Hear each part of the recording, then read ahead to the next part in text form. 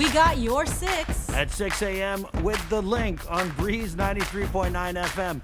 Bree and I connect you with all the latest news and information you need to know to start your day. Then check back with Guam's news leader at 6 p.m. for the day's top headlines with KUAM News Primetime. From 6 a.m. to 6 p.m. and everything else in between with KUAM Digital, we got your 6.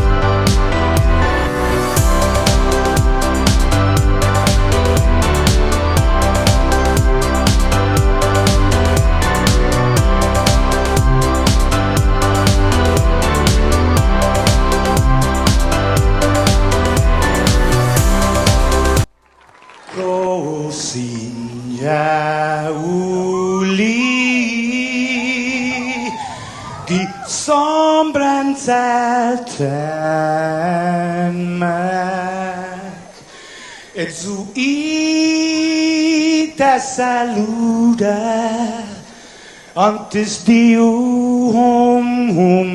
niga radzaudzan malak estrellas durante todo el a no distancia como kupugi palu zaniman malak guafi ikonuna sugi airi prebatu la noche nai banderata Gaigi, pues atan fani bandera, kau esta pagua pumalapa,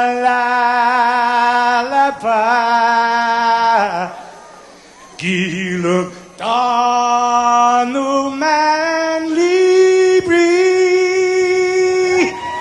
centamiti. Man ko badi.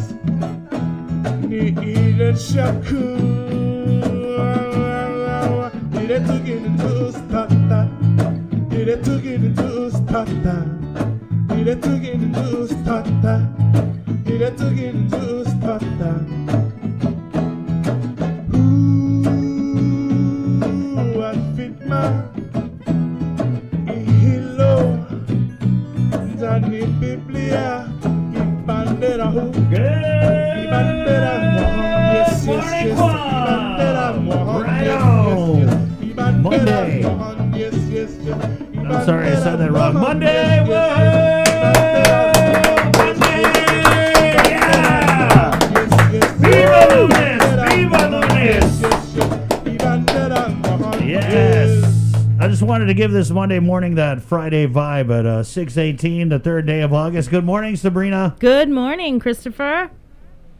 How are you? Just actually I'm kind of glad to be back at work. Oh, that's not what you were saying. Really? Right, yeah. All right. I just put this weekend behind us, and let's do it, man. Let's do it. It's the Link on the Breeze 93.9, proudly brought to you by Polka, distributed by Ambrose Inc. Of course, Polka, fine assortment of coffees and teas. You check them all over Guam. Also, proudly brought to you IT&E and Calvo Enterprises at 6:18. As always, to quote a phrase from Andy Wheeler, Radio God, a ginormous show for you guys. We'll be getting the governor of the territory of Guam, Governor Guerrero, on the show a little bit after 7. Also, catch up with Ed Byrne. Get your British accents ready. Tea and crumpets in the morning. I like it, Mr. Byrne.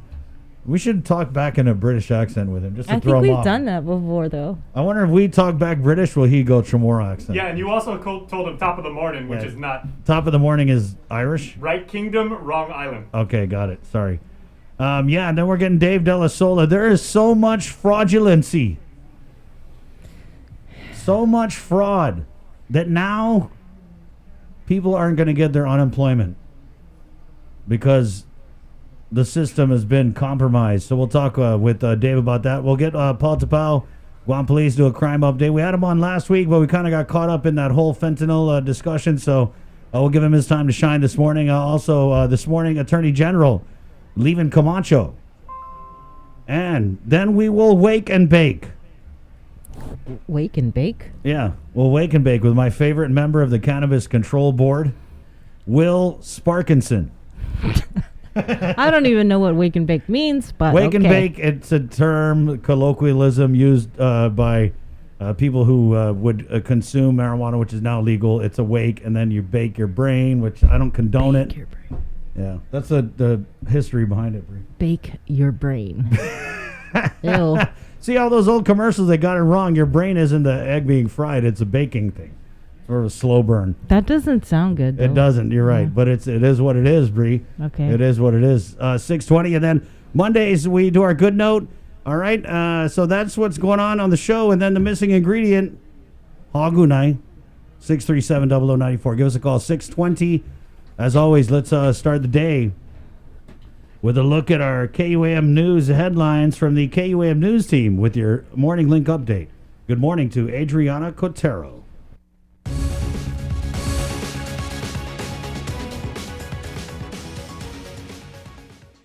Hafidin, good morning, everyone. I'm Adriana Cotero with your headlines here on The Link. The Guam Labor Department says it's getting a growing number of fraudulent unemployment claims, and that's what prompted GDOL to pause the release of the most recent batch of PUA payments. Nesta Leconto reports.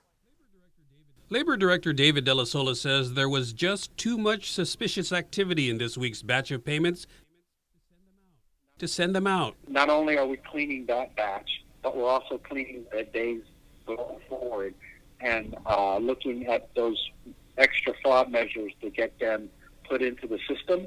So we're getting them put into the system so that when we do run the next batch and when we come in Tuesday, we'll take a look at that batch and hopefully it'll be ready to go. And it'll be a larger number with extra days attached to it. He says they've developed several new fraud filters, and the majority of the fraudulent claims and attempts to breach the system are coming from off-island. Every week, they are getting more and more sophisticated and harder to detect as fraud. And that's why it just keeps taking more of my resources. Now that we've plateaued as far as new claims, they've gone down. Fraudulent claims surpass the local claims going in. But that doesn't mean there isn't any suspicious activity going on locally, like people who ask others to file their claim for them, only to find out the money went to that person's bank account instead. But Della Sola says at the end of the day, it's the claimant's responsibility. You are self-certifying that that information is true and correct by federal law.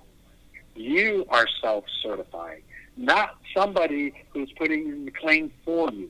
GDOL is also standing up an overpayment and appeals division with a focus on catching fraud. For Guam's News Network, I'm Nestor Leconto. Power rates will remain the same for now. However, GPA projects that by keeping the surcharge where it is now will mean its fuel cost under recovery will balloon to more than $13 million by January. Bojorquez says the PUC is confident that they can be made up through gradual adjustments.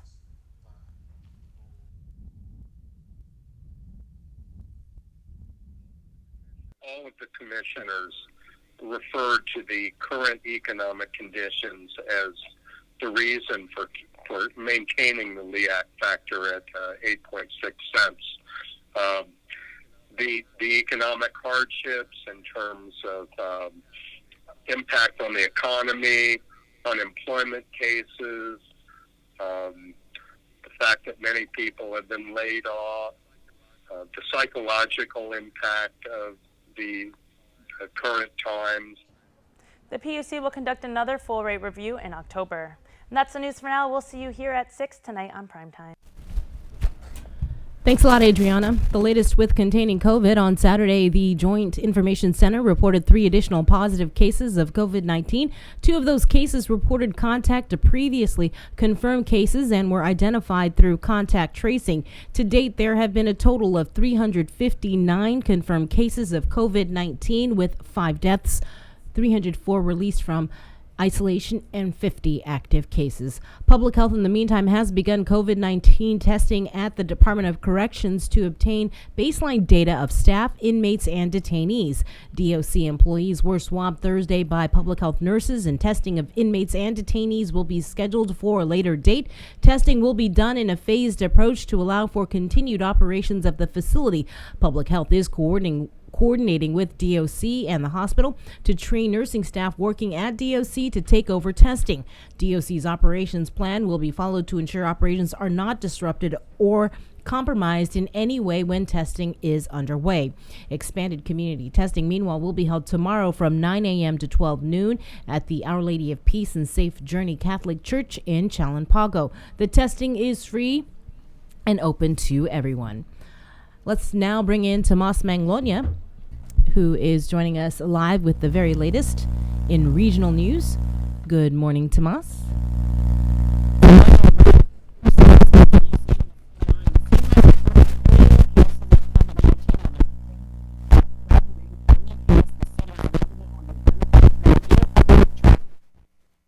All right, Tomas, we'll try and get back to you a little bit later, but we are having some technical difficulties. We're going to try this one more time with Tomas Manglonia, the latest with regional headlines. Tomas?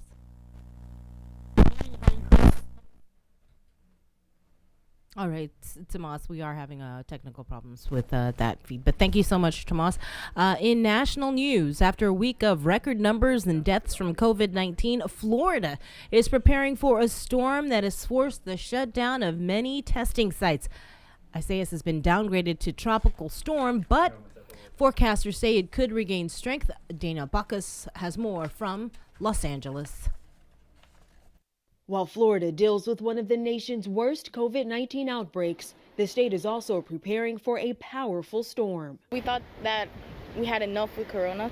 People are panicking even more about it. California now has the most coronavirus cases in the country, one of 26 states with rising infection rates. The threat of the virus didn't stop hundreds from attending a Newport Beach church service, despite a local mass gathering ordinance. We have to be realistic about the destruction that the isolation has been causing. For millions of out-of-work Americans, enhanced unemployment benefits have expired. On Capitol Hill, top congressional Democrats met Saturday with Trump administration officials to try to break a deadlock with Republicans on a new relief plan. Just saying we'll do halfway doesn't work when people need homes and need jobs and need housing and need help. We're still a long ways apart, but like with any deal, as you make progress, I think it's important to recognize that you're making progress. Another House member, Arizona Democrat Raul Grijalva, announced he has tested positive for the coronavirus. Speaker Nancy Pelosi issued a mask order for all House members and staff this week after Representative Louis Gohmert tested positive. Gohmert had made a point of not wearing a mask on Capitol Hill. And as of Saturday, Target, Gap stores, and McDonald's now require masks nationwide. Danya Bacchus, CBS News, Los Angeles. In your Banking 671 report, credit and debit cards may look similar, but their features and uses are very different. Knowing when and how to use each can help you build a stronger credit history while keeping your debt levels down. When using a credit card, you borrow money from a lending institution and pay back some or all of it each month. A debit card, money comes directly out of your checking account. When your credit card is used, the credit card company pays the vendor for the purchase. When using a debit card, the funds are transferred from your account. Another difference, when you have a credit card, you have a limit on how much you can borrow, typically based on your credit worthiness. Debit card, you can access only the money available in your account, or you may face potential fees. There's also a difference in potential charges. When you have a credit card, interest is charged if you don't pay your balance in full. You may also be charged for making late payments. Debit card, there are no interest charges, but you may be charged fees for withdrawing more than what's in your account. And finally, congratulations to Managing Director, Senior Vice President, Investment and Senior Institutional Consultant at Raymond James and Associates, Jason Miyashita, who was recently named to Forbes list of America's top next generation wealth advisors, which recognizes advisors from national, regional, and independent firms. Miyashita has worked at Raymond James since 2015 and has over 18 years of financial service experience. The 2020 Top Next Gen list includes 500 rising advisors who help manage over $1 trillion in client assets. Each advisor was nominated by their firm, then vetted and ranked by Shook Research. That is your Banking 671 report, brought to you by the Bank of Guam and Coast 360. And before we wrap this up, a heads up for tomorrow on the link, we will be continuing our Decision 2020 candidate interviews, and joining us Tuesday on the show are Democrat senatorial candidates Franklin Meno and John Ananich, and Republicans Tello Taitagui and Joanne Brown. Our D20 portion of the program kicks off at 9 a.m. Again, those are the guests for tomorrow's Decision 2020 show right here on the link. And that's your news. Chris. CBS Primetime Tonight kicks off at 8 with Tough as Nails, NCIS Los Angeles and NCIS New Orleans, followed by The Late Show with Stephen Colbert and The Late Late Show with James Corden.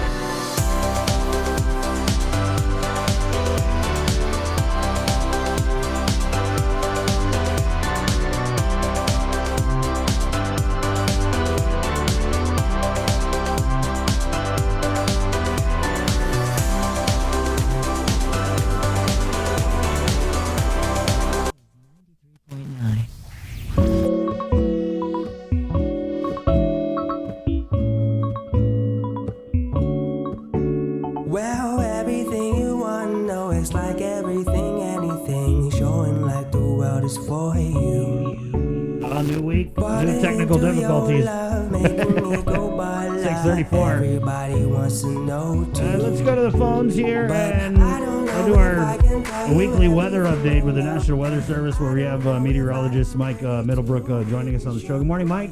Hi, Mike. Good morning. I guess just go for it. Looking forward, it looks like we've got a little bit of the sun. What's the weather going to be looking like Monday to Friday with the National Weather Service?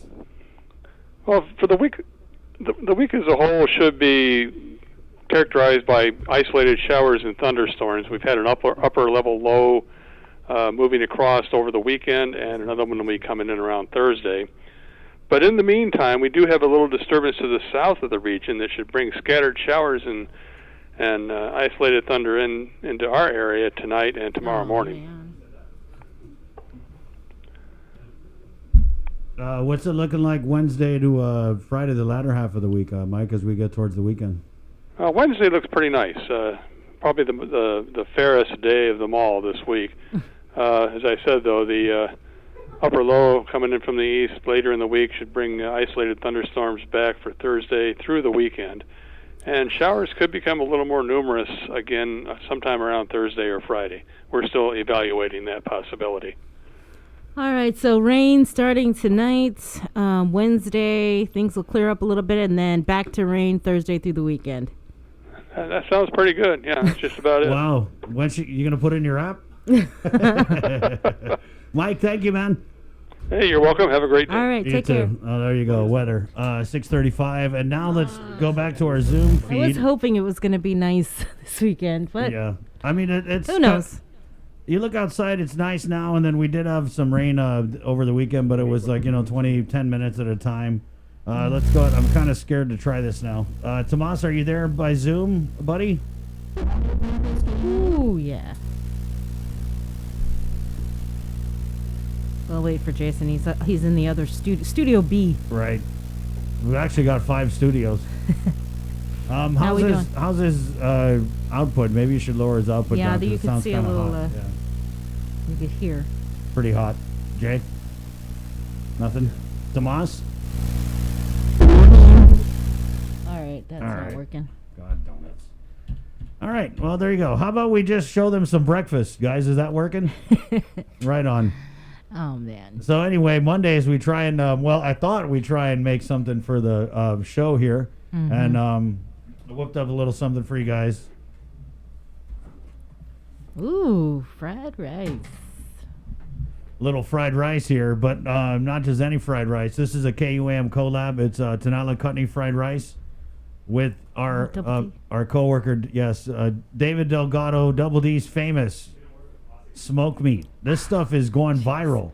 Is this the brisket, or is this the? Yeah, this is some of the brisket. So it's a beef, and I put a little bit of the pork in there too. Okay, so I'm gonna try that out. Yeah, try that out. Just some eggs, and that green stuff on the top that's just some grass clippings I put in there for color. Nah, it's Thai basil. So, right? What do you think, You Bree? are always so fancy. I just some Thai basil. All right. Just a little Thai A basil little from the cilantro. garden. It was growing in the back. I don't know what it's for, but hopefully. All right. So there you go. It is 6:37. Again, we'll take a short break and come back with more of the Link on the Breeze 93.9. Good morning. NBC Primetime tonight kicks off at 7 with Cannonball.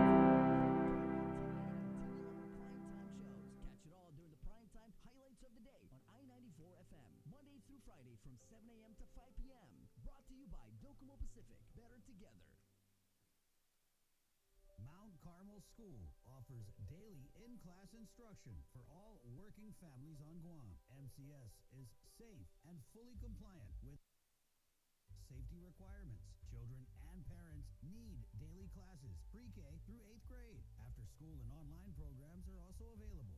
MCS. We got your 6 at 6 a.m. with The Link on Breeze 93.9 FM.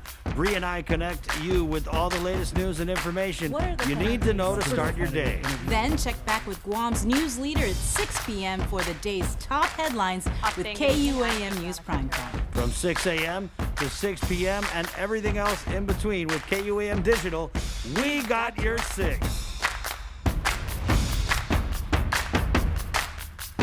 GU Self-Storage, conveniently located near the Harmon McDonald's. We offer affordable rates, online payments, and auto bill pay for your convenience. Plus gate access daily from 6 a.m. to 9 p.m. Call us today at 648-7867 for more information.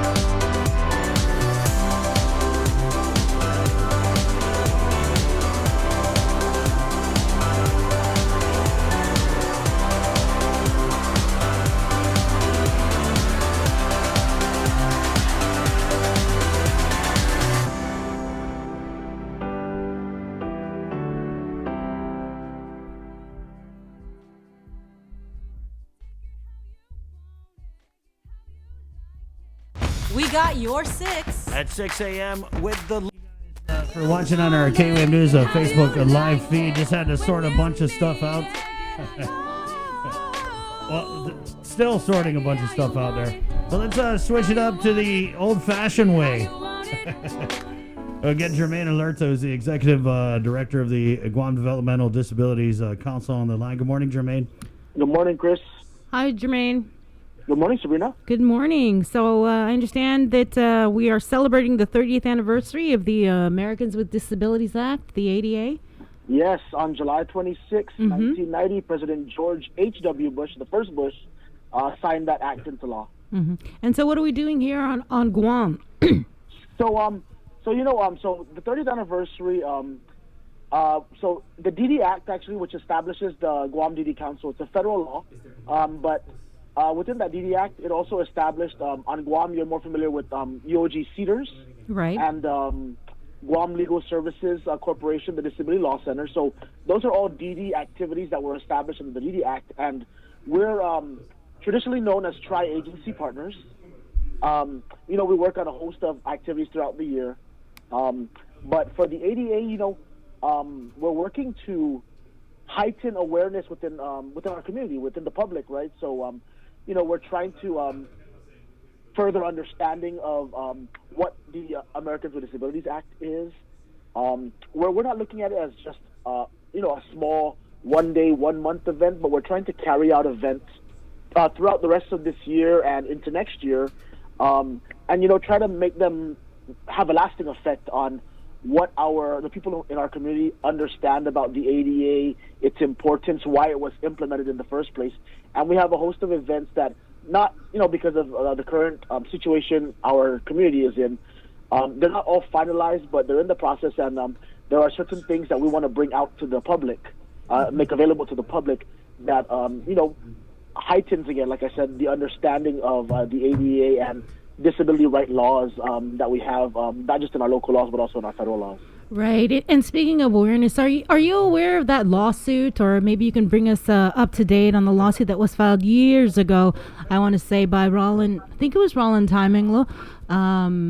He sued the government of Guam because when they started building constructing and putting up these new street lights or poles, right, they basically put them in the middle of the sidewalk, and so now so many of our sidewalks are not ADA compliant. Right, and so he took the government to court, and Public Works was given a timeline to correct the problem. Yeah. And I think the last time I saw that they had started correcting it, but then they found some other areas that needed to be addressed. Right. I mean, the long story short, Jermaine, how do we hold ourselves up on high to celebrate the ADA anniversary when the fact remains that their vast majority of facilities, government-wise, are not accessible to those people with disabilities? Yeah. Well, to do that, we really first have to accept that although the ADA is there, although those, those legal protections are there, it hasn't come full circle, right? Like you just mentioned, right? That's just one example of the deficiencies that are out there, right? I don't have the magic, the solve, the cure-all, right, for these things, and no one has that. But it's actually just working in collaboration with all the community partners who represent the various sectors of the disability community to bring these issues to the forefront, right? Like Mr. Taimanglo, I believe was a former DOE's director, right, or superintendent, I guess it is now. But that's just one thing that shows us that we're not fully there, right? We're not 100%. We haven't covered all inclusion for all people, right, with disabilities. So it's really, like I said, it's making sure that our community is aware about it, right? What the ADA did in terms of not just putting laws in place that spell or outline what needs to be done in order to become fully compliant and to make sure that it targets full inclusion and integration of people with disabilities within all facets of our community, but it also gives an understanding to people with disabilities and their families about what rights they do have, right? So before the ADA was signed into law, things such as building compliance or things such as ensuring that children with disabilities in the school system get the same opportunities as their counterparts who don't have disabilities, right? Those things weren't well known back then. So what the ADA did was it's pushing that and saying that there's a standard that has to be met in all parts of our community, right? There's a standard that has to be met. And I know your question was, can I speak to that particular lawsuit? I personally cannot. The Developmental Disabilities Council is just one of the many organizations within our community that tackles disability issues. Where the DD Council is more focused on developmental disabilities, which is those that happen earlier in life to individuals.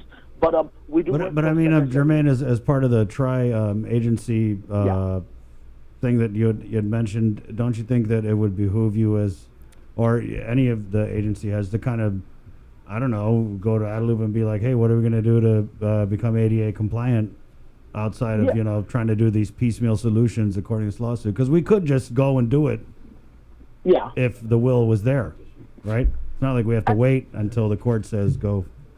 No, they already did. Yeah, I mean, they did, right. No, like as you mentioned, the way you framed it was, that's one issue, but there's a whole host of issues that also are affecting people in their daily lives, right? Not just that sidewalks aren't ADA compliant, but Let's also just run down those issues, Jermaine. So we've got the sidewalks not compliant. What are the other issues that are facing those with disabilities that you feel are up there with the accessibility? There are buildings that aren't ADA compliant. There are services being provided that aren't fully inclusive, aren't fully cognizant of some of the difficulties or some of the challenges individuals with disabilities and their families face. One of our members in our DD Council was just talking about having to go and get something from one of our government agencies at the ITC building, who's there right now, and he had to wait in line, but he's using public transportation, and for the public transportation he's taking, there's a time limit, and waiting in line for that long kind of doesn't allow him full access to that, right? Because he has to schedule his times around that, and it's just a whole host of students in the public school system, right? There's a lot of students with disabilities, and they're entitled to a fair and adequate public education, and a lot of the students have IEP standards within them for themselves that have to be met, and sometimes we don't have the services available on Guam. We don't have resources available on Guam. So those are some of the things that we all are taking a look at. Under Guam CEDARS, they have the Guam System of Assistive Technology, and they do a lot of research, and they provide assistive technology devices to people, some of them who are deaf or who are blind, right? And there's just so many problems that the general public might not see as an issue, but to an individual with a disability, right, just that one obstacle that they're confronting within their daily lives, trying to conduct their daily lives, it's a huge thing for them. So there are a lot of individual problems that individuals and individual families are dealing with that we're all trying to grasp our fingers around, right, to address and make sure that they, get just life becomes a little bit easier for them to live. Do you think there's a level of understanding for those persons living with disabilities that the government of Guam just can't afford to be all the way ADA compliant? So, oh well. I think there is a general understanding, but it's not an excuse, right? It's not an excuse. It's we do have to get there. We have to come together as a community. Put together our resources, put together our manpower, put together our expertise, and because Guam is so far removed, I actually deal with a lot of the executive directors from all the other states for their DD councils, and they have the opportunities for more resources. They can just go to the next state, or they can fly things in that are really close. We're so far removed from everything, and the same problem happens with the DD councils in CNMI and American Samoa. Because we're so far removed, we face the daily challenge of trying to expend or trying to exhaust the resources we do have, the resources that are readily available to us. We have families here, with individuals with disabilities who they leave off island because the services are far greater the opportunities are far greater back in the States. And there's an understanding, but like I said, it's not an excuse. We do have to work our way there to ensuring that not just government services, but all facets of public life are ADA compliant. So how involved is the Guam Developmental Disabilities Council? You mentioned the IEP, the Individual Education Plan for students at GDOE with special needs. How involved are you guys with ensuring that they are receiving the sort of or their education needs are addressed? Because oftentimes we do get these calls from parents who are concerned that their children aren't, getting the services or their IEP isn't being met. Well, the DD Council in particular, we're a council made up of, the majority are either individuals with developmental disabilities or family members, direct family members. And we do have quite a few parents whose kids are in the public school system. The DD Council is also a member of what's called the Guam Advisory Panel for Students with Disabilities. It's under the Department of Education, under special education, and we work to address those problems. We're made up of parents, not only in our council, but also in that advisory panel, and they bring forward their plans. Before COVID hit, I actually sit on the GAPS panel, the Guam Advisory Panel for Students with Disabilities. We call it GAPS for short. But we were in the planning stages of bringing out, for lack of a better term, town hall style meetings out to the different areas of our island to get parents of those students with disabilities to come out and meet with the administrators, meet with the people who are in charge at the school sites, directly at the school sites, and talk about the issues that they're facing. Some of the issues are shortage of one-to-one aides. Again, the unavailability of certain resources for students who have autism, for students who have Down syndrome, cerebral palsy, for those who have learning disabilities. There's a shortage of resources and services. So we're trying to encourage the public to come out and let people know what the issues are, because I can't begin to speak to what problems individual families or individuals are facing in terms of having their needs met. So we're encouraging members of the public, and we're going to try to get that back on track again, like I said, with all that's going on in our community, all the social distancing measures. Those things are kind of on hold right now, but we were gearing to bring it out to the community and try to get a more grassroots effort started where the administrators at DOE and just high-ranking officials throughout our community organizations are able to meet with individuals and families directly and hear what their concerns are, and try to work to develop ways to address those concerns. Okay, so I guess their concerns haven't been addressed yet, so that's concerning. Not all of them, but like I was actually not this past Friday, but 2 Fridays ago, I actually thank DOE for hosting a Zoom call. There were over 100 parents on the Zoom call, and it was specifically on special education.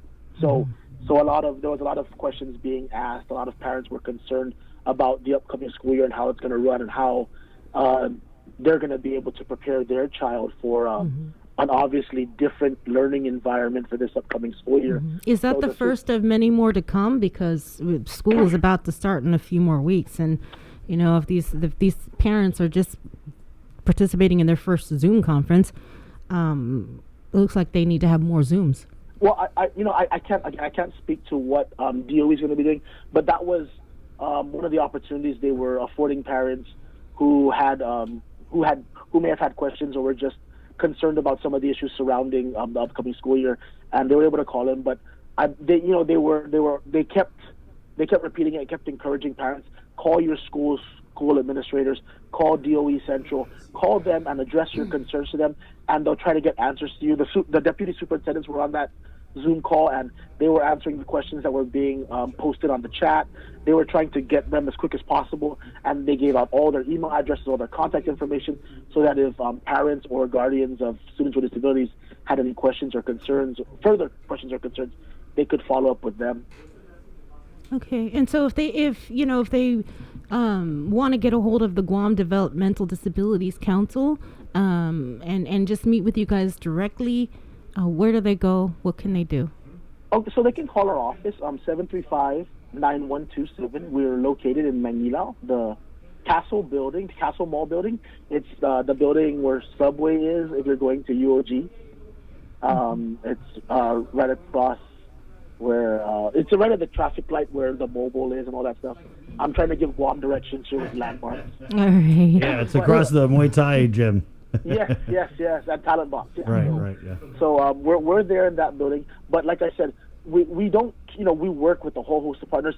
UOG Cedars and GSAT are right here at the Dean Circle area. Right. We have Guam Legal Services, which is again another tri-agency partner. They're located down in Anigua. We have DISIT, who's located in the DNA building over in Hagatna. So and then there's different community organizations that people can reach out to. What's unique about the DD Council is that we have parents on our council, along with some government representatives from we have public health representatives, GRTA representatives. We have from DOE. We have just a bunch of different representatives of Guam Behavioral Health, GURA. They are part of ours, but we have a majority members who are individuals with developmental disabilities or the parents. So, and they're all part of different organizations within the community. So the problems aren't foreign to the groups by themselves. It's a collective issue, and there's collective problems that are still, that still linger in our community. But if we work together, I believe that if we work together on focusing on we don't have to try to make monumental changes right away, but if we can work at addressing some of the small issues, the small concerns, then I feel we're making progress towards. Hey, a monumental change here and there wouldn't be so bad either, That's true. Don't aim too low. Don't aim too low, but those also take time. So we're trying to accomplish what we can in small amounts of time, but also with also our long-term goals, in front of us that we should also be focusing on. Right on. All right, and speaking of long-term goals, before we let you go, could you take us through this 5-year state plan survey that you guys are conducting? Oh, this is for the DD Council. We have a 5-year state plan. I began in this position as the executive director last year, so I was kind of in the middle of it. So we're still in our existing state plan, but the survey that we had put out, that our office had put out, we're trying to get ideas to what our next state plan, which I believe goes into effect in 2022.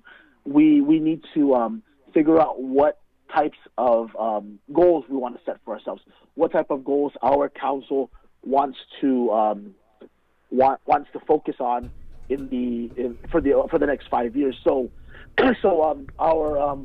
under the National Association of Councils for Developmental Disabilities. They're contracted by the Department of Health and Human Services, and they oversee all the DD councils in all 56 states and territories. And they give us kind of like a list of what are some of the goals that the council should be focusing on. I believe it's a goal. It's a list of 9, but they always encourage all the different councils pick goals that are more important to your particular area. So on Guam right now, I guess when the last state plan was approved, the 4 areas that our council decided to focus on was self-advocacy, which is a mandate. So we're trying to empower individuals with developmental disabilities to speak up for themselves, right? To represent what they believe are the issues. So self-advocacy is one of them. The Guam DD Council also, 3 of their state plan goals are employment, education, and transportation.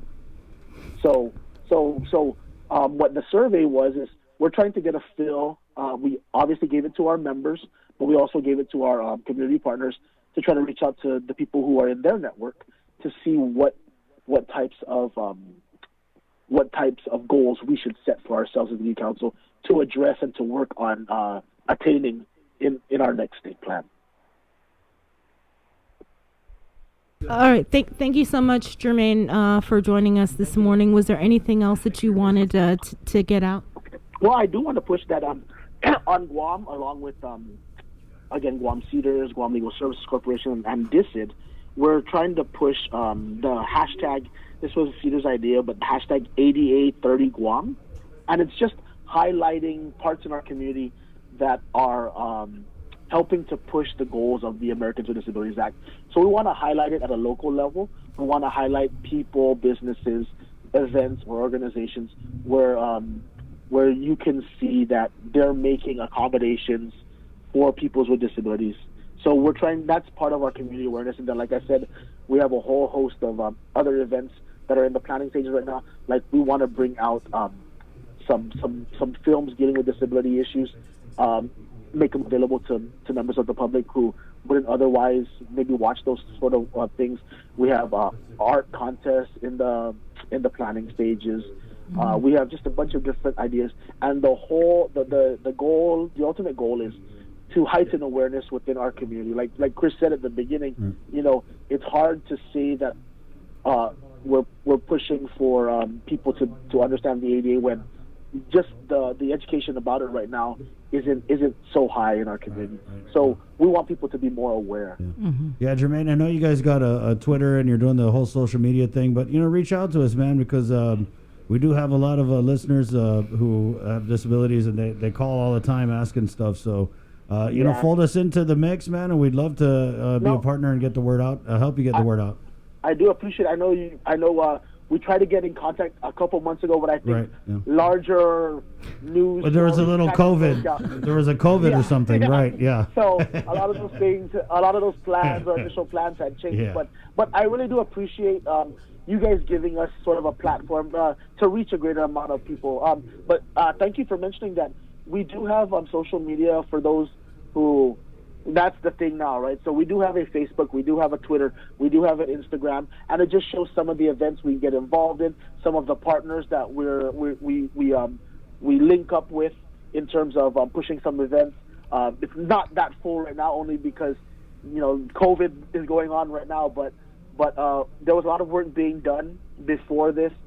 There's still some work that's right now on the table for discussion, and we're looking at once we move into a more safe environment that we can start kind of going back to how it was before COVID.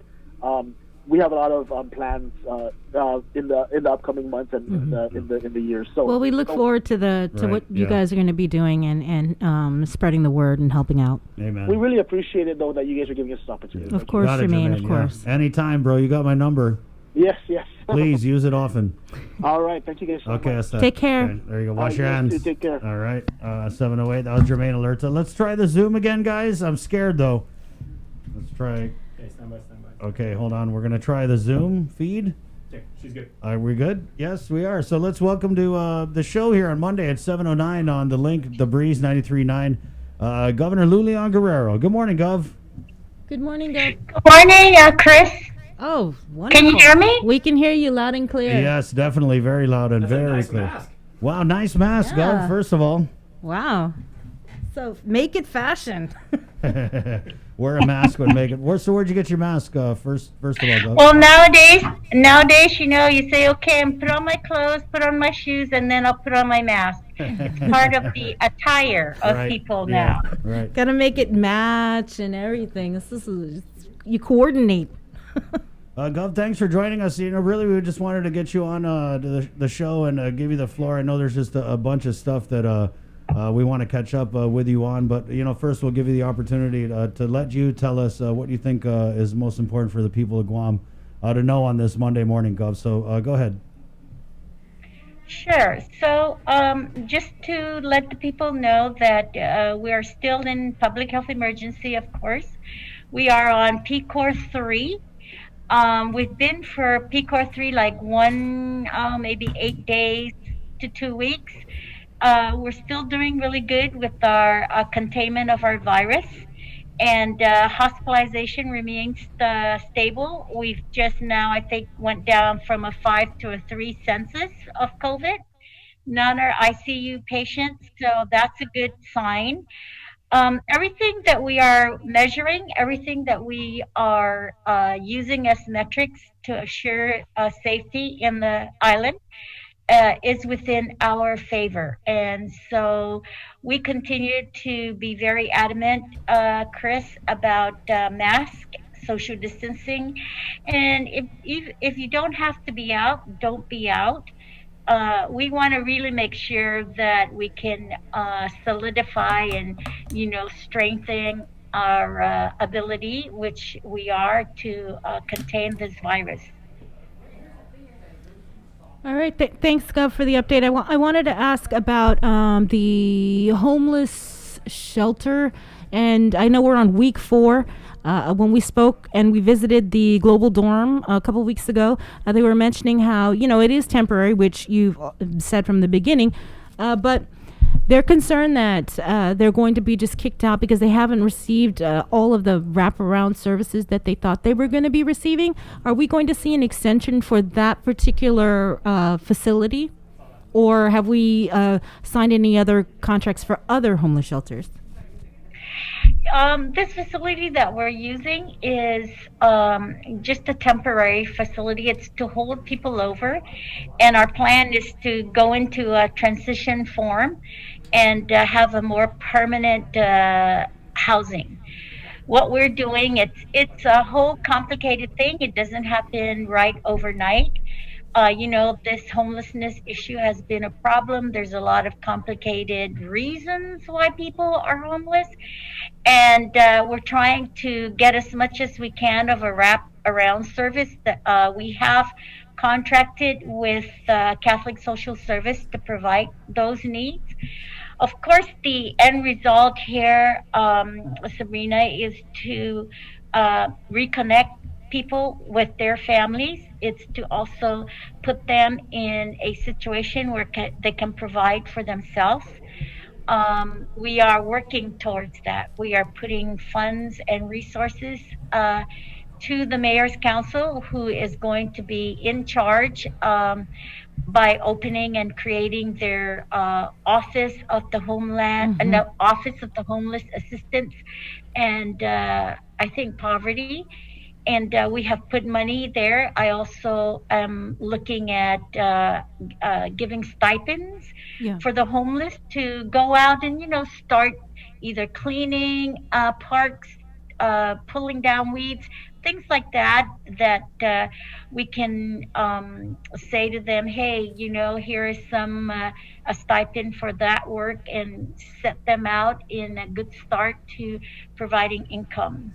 Yeah, we did speak with Sinahania Mayor Robert Hoffman with the OHAP, and he did talk about the stipends, but I just wanted to just clear up whether or not, because the homeless shelter, the global dorm, it is for 30 days. He said that it would be up to you to sign a contract whether or not to extend it for the 70 or so individuals and 14 children that are up at in Mighty. Are they going to be kicked out, or absolutely. Absolutely. We have, I guess we did the contract initially just to get it going, but we are going to continue. Okay. It's senseless, right, to work and have all this effort just for 30 days and it's okay, you guys got to go back to your homeless situation. See ya. That is total irresponsibility on our part, and I think initially we did this so we can get ourselves going. In fact, we are looking for other places because 77, I think, or 71 isn't enough. There's still a lot of homeless in the Tumon area, and still here in Hagatna. So we've started this program. We are going to continue this program. This is going to be a reliable program and resource for our homeless. And I just want to make sure that we work towards making this a temporary solution, because the goal, like I said, is to reconnect them. The goal is to provide them with the means and the tools and the skills so they can become once again productive members of our society and have an income and have their own homes.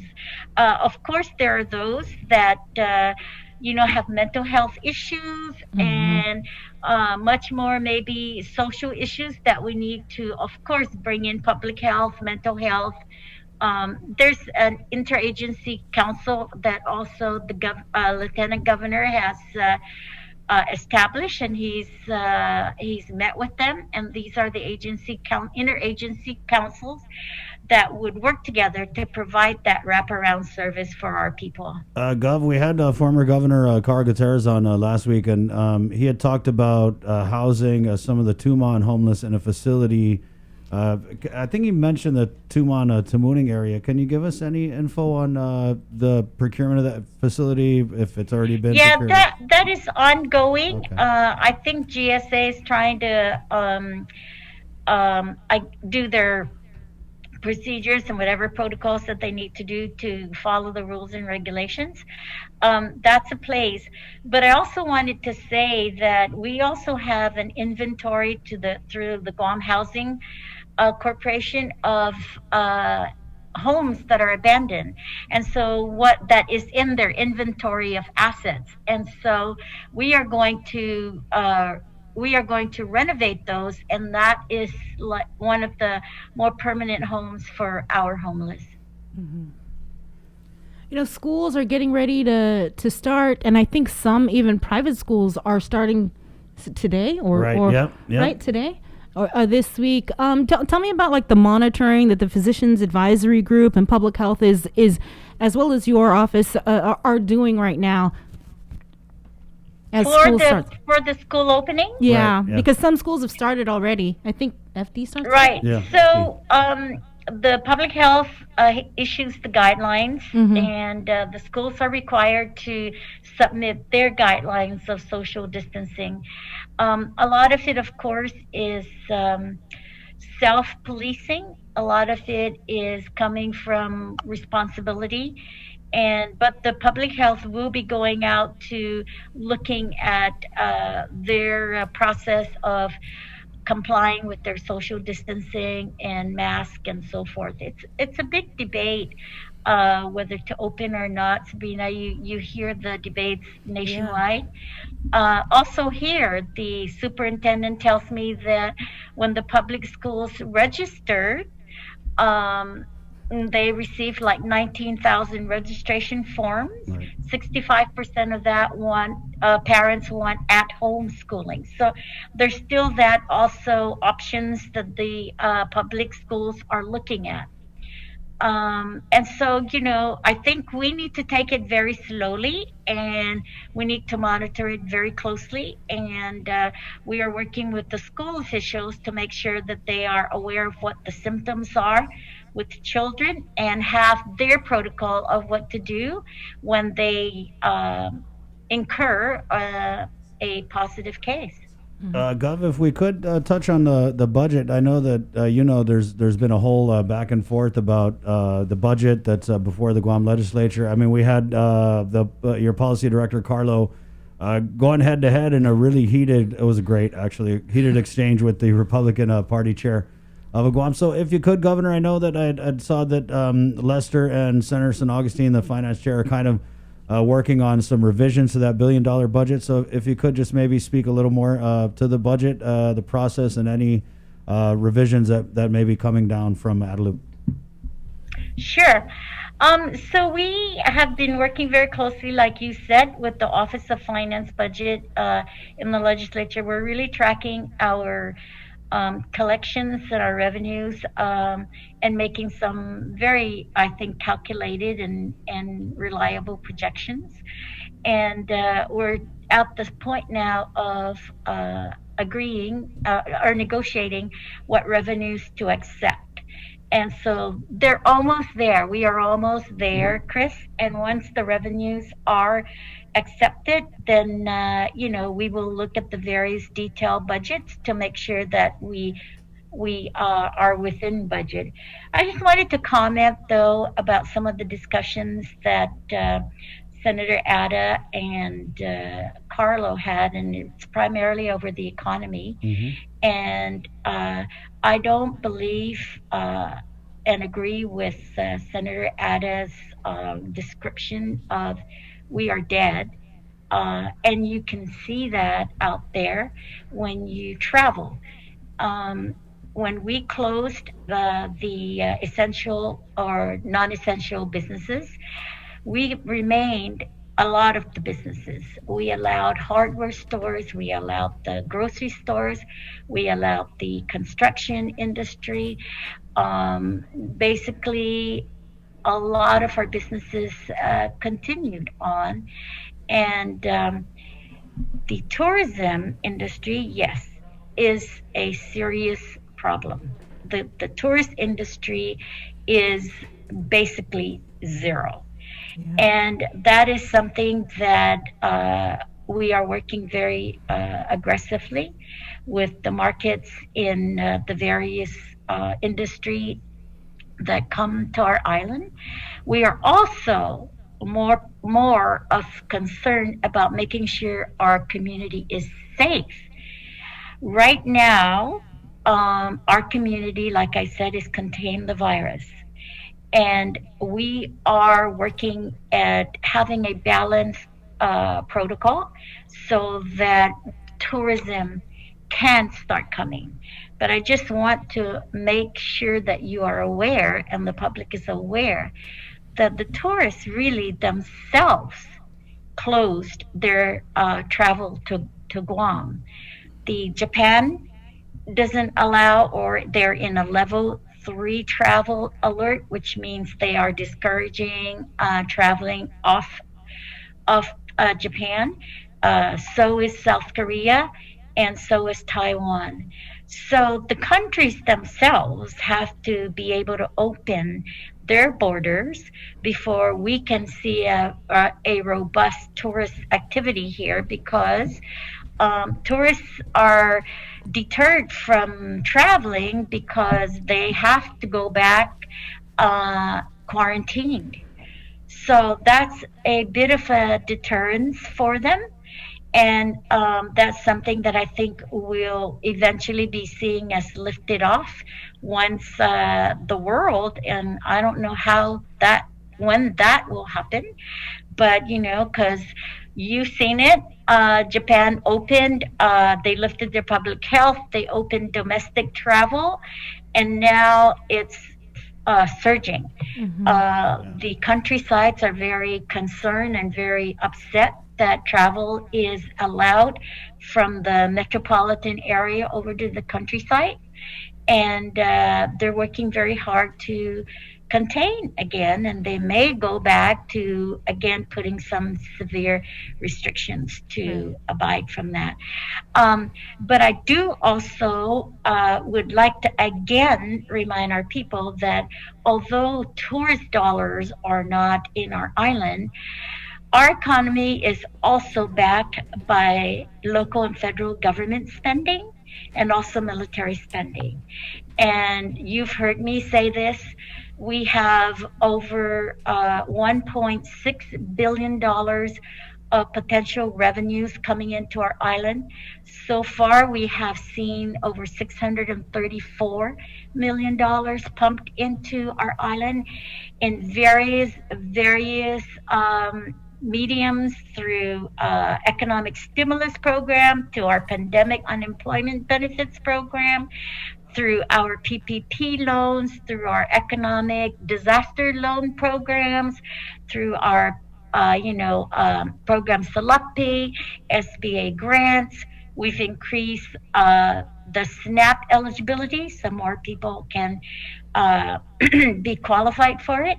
We've also increased, through work with the White House, through our work with the White House, we have raised the Medicaid from 18 million to 127 million at a 13% match. That's I think amazing. Right. That is something we have been fighting for, although I would prefer no caps at all and be calculated like all the other states.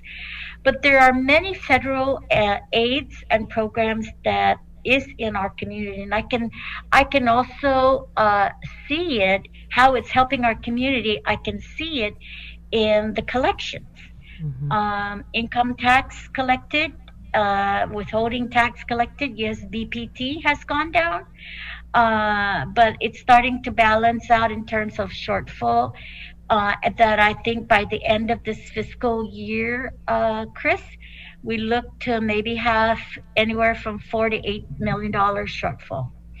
So I think what the Republican chair was painting isn't what the reality is, and I know they've accused me of being putting up a facade. Listen, there's no room here for facade. There isn't. We're dealing and talking about people's lives here. And we are responsible elected officials that they have entrusted their trust to us.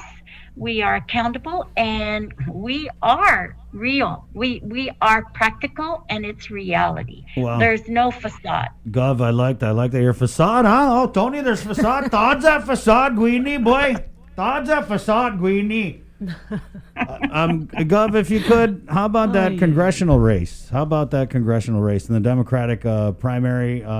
Yeah, there's a familiar logo on on Robert Underwood's campaign. I noticed you got you guys' check mark in there. But if you could, this is. You know, I haven't even seen his logo. I'm sorry. It's like, I've seen. By the way, I just want to mention this. You know, the National Women's Suffrage. You know what their logo says? We're in. Are you? Yeah, Trademark. Yeah. Anyway, no, I have not seen his logo. I think it's going to be a very interesting congressional campaign. I think you know, there's some good debate that I'm looking forward to, and former Congressman Underwood has started. I haven't seen much with Congressman Mike Nicholas. I don't even know if he's on island, but I'm pretty sure as the time comes closer that there's going to be some serious debates, and I would encourage our people of Guam to listen to their issues, listen to what they want to do, and decide of who you think is going to, you know, best represent us in Congress. It's very important.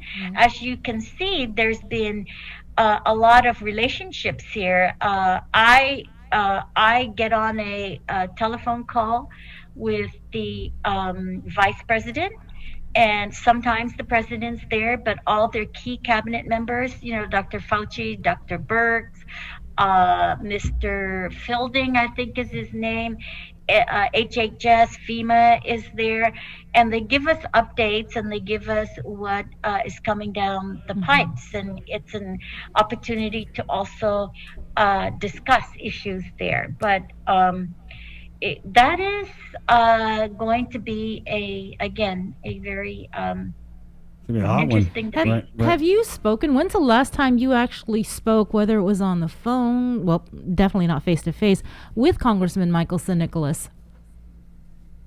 It was when at the State of the Island address. You're kidding me. When he not was there? not anything during this COVID crisis? You haven't had a conversation? No. No. Gov, you know, one of the things that, because I've been paying attention. Have you tried? Sorry, I'm just like flabbergasted. And that brings me to my next question, Gov.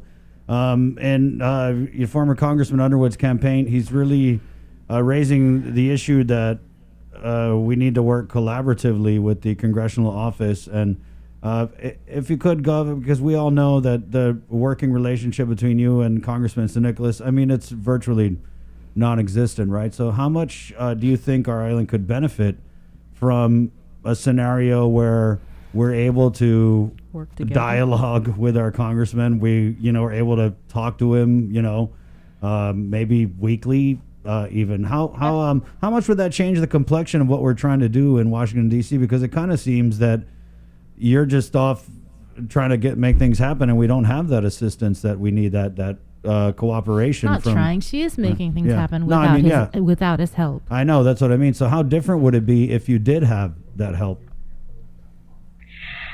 First of all, I think The relationship isn't. The relationship is what it is, and it's not because I have not been trying, Chris. I've been trying very diligently to try and communicate with the congressman, but efforts are, not successful, and things have to be done.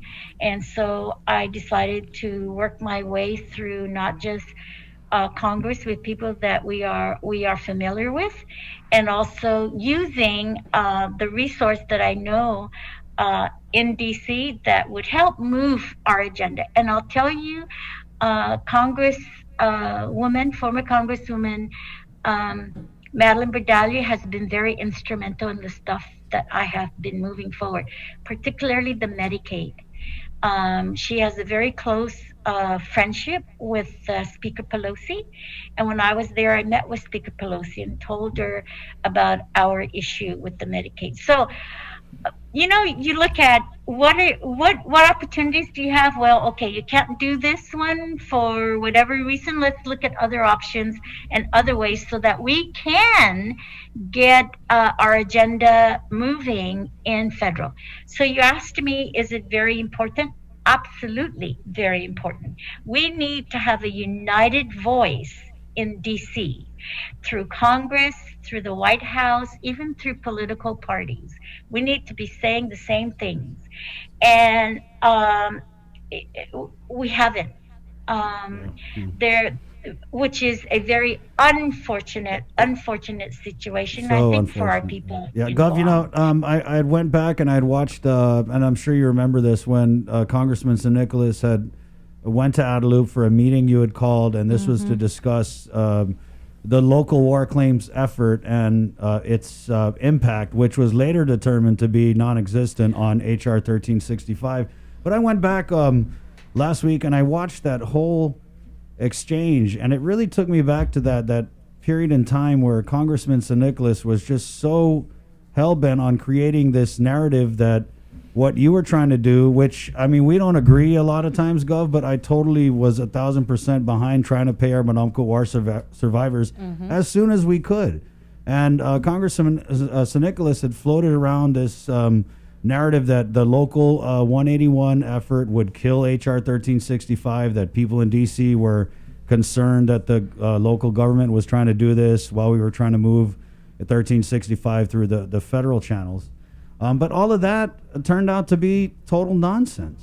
But I just was taken back to the negative energy that the congressman, that his social media trolls had really put out in pushing this narrative that at the end of the day turned out to be totally false. But in watching the tone of the exchange with you and Congressman St. Nicholas, one of the things that was consistent was that you had said, and God, it was like 20, 30 times, that you'll continue to support 1365 no matter what. So when you go back and you say that the relationship is what it is, but not for a lack of trying on your end, I have to agree, because I went back and I watched it and I saw that you were saying, hey, like you said, now we got to have that one voice. So I think it's interesting that maybe Congressman St. Nicholas has kind of lost sight of what his role as the representative to the federal government. And I think that's what it is he is our representative to the federal government. He is not the federal government's representative to us. And it's so simple that I don't understand why that has just kind of colored the whole relationship for this entire term, unfortunately. I ask myself that, why? Why is it that he's not working with us? I ask myself that. I just cannot find an answer, because it's for the good of our people. And I was very confident in this war reparations, Chris, because we were working with the key people in Treasury that would make that happen. They're the ones that were working with us, saying, you need to do this legislation. Once you do this legislation, it won't be a problem. So we've been communicating with the key people at U.S. Treasury. Once we did it and it was passed, you saw how quickly we were able to pay out those war reparations.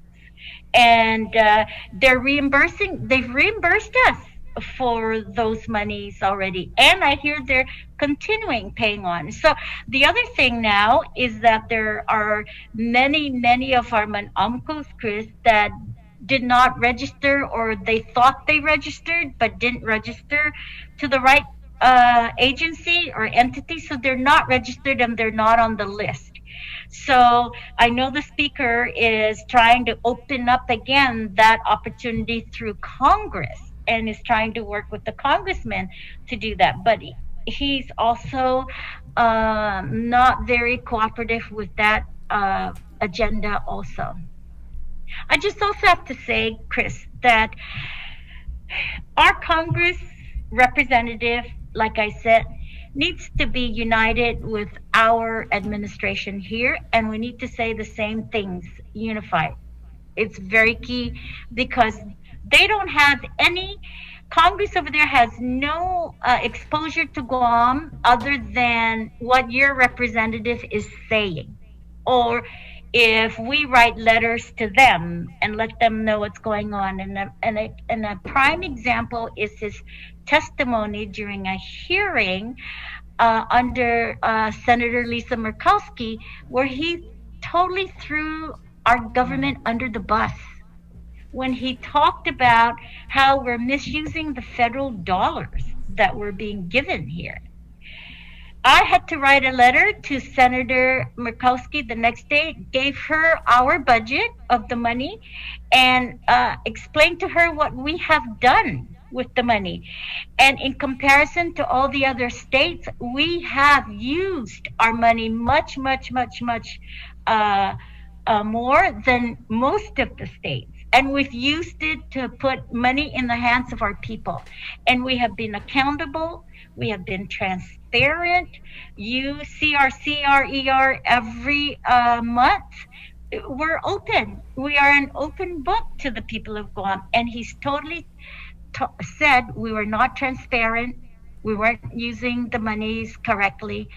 And, you know, it's not a good reputation for us over in Congress and in DC. You saw what happened to Puerto Rico, and so it's just very bothersome. And what happens is then our efforts to help our people becomes very much delayed. Well, we feel you because we haven't been able to get any sort of response or interview with the congressman. And it's unfortunate because we would totally. I mean, if he was right, we would put him on. I mean, we say this all the time. Just respond. We put you on. I mean, you know. Anyway.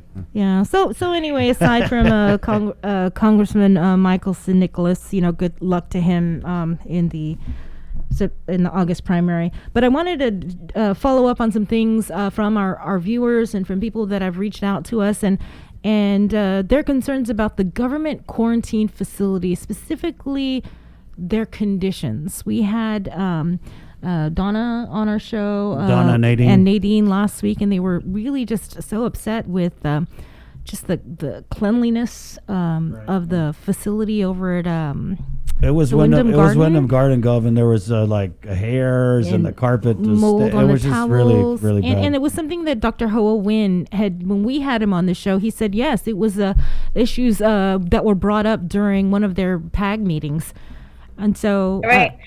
So we are aware, and of course, you know, our quarantine facilities need to be clean. And they need to provide the basic necessities of the individual there for 14 days.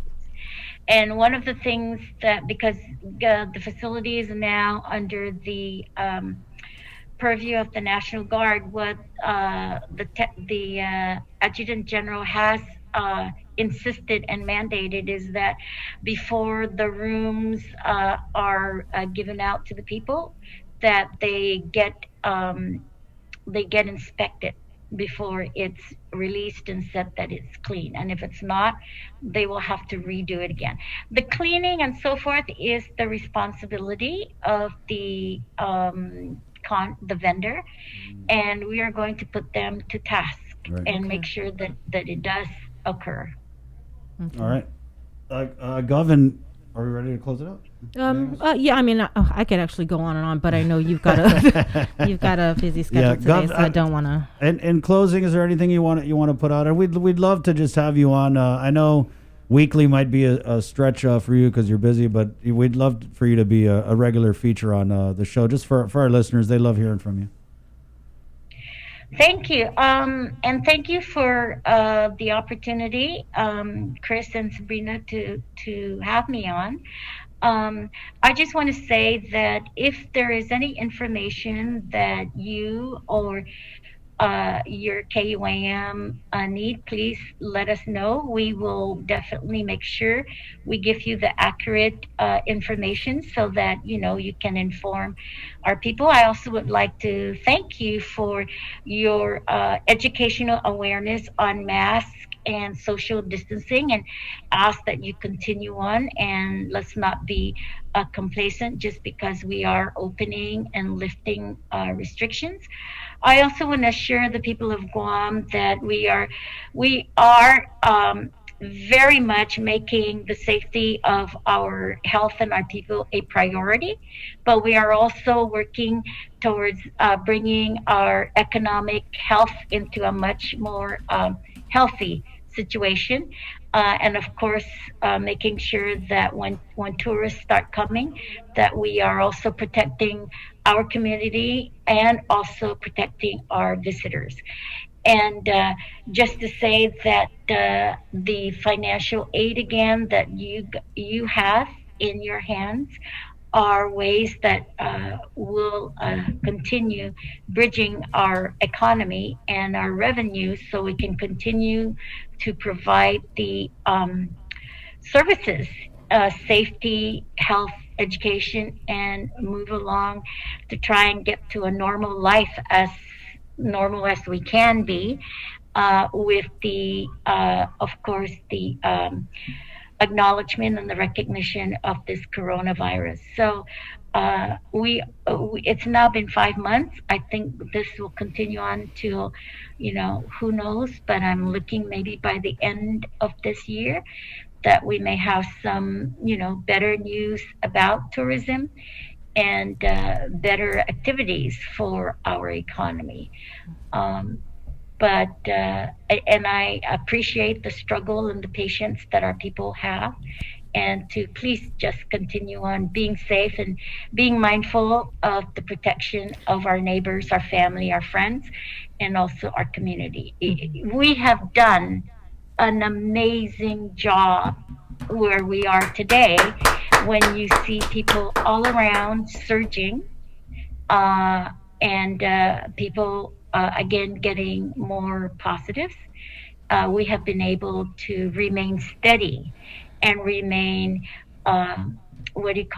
contained and sustained our activities in preventing our coronavirus. So thank you again, and for this opportunity. Of course, Gov. Thanks for getting up. Love your mask again, and it's been an honor. Let's do it again.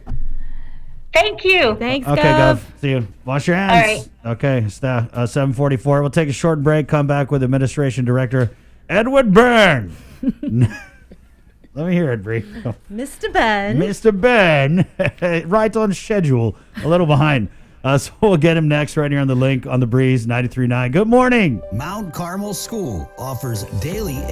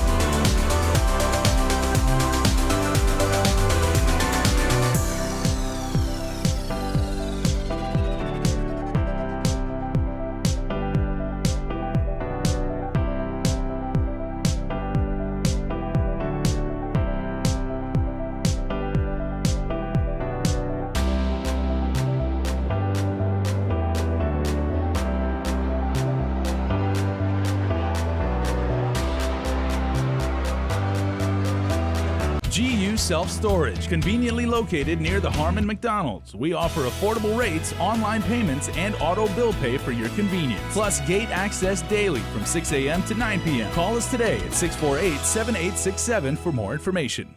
We got your 6 at 6 a.m. with the link on Breeze 93.9 FM. Bree and I connect you with all the latest news and information you need to know to start your day. Then check back with Guam's news leader at 6 p.m. for the day's top headlines with KUAM News Primetime. From 6 a.m. to 6 p.m. and everything else in between with KUAM Digital, we got your 6.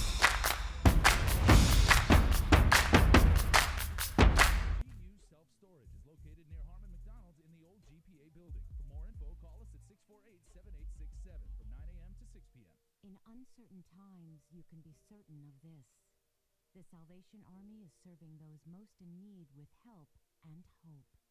Thanks to your donations, the Salvation Army is helping those affected by COVID-19. Those who've lost wages, who have no home to retreat to, who need food, help with utilities, and most of all, hope. To see how you can continue to make a difference, visit salvationarmyusa.org.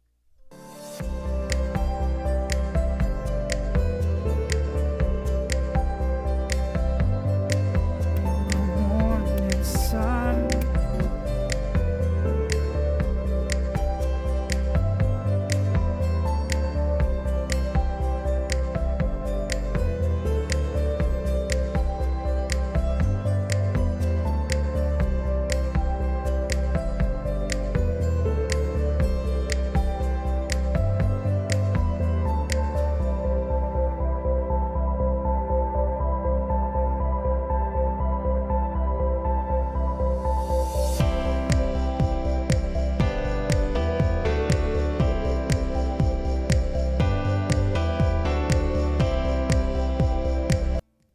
Heading for that two-man bay, and I have so much to Hey, a classic cut there from Live Local Fridays. Sitting on the dock of the bay on Monday at 7:49. It's the link on the Breeze 93.9.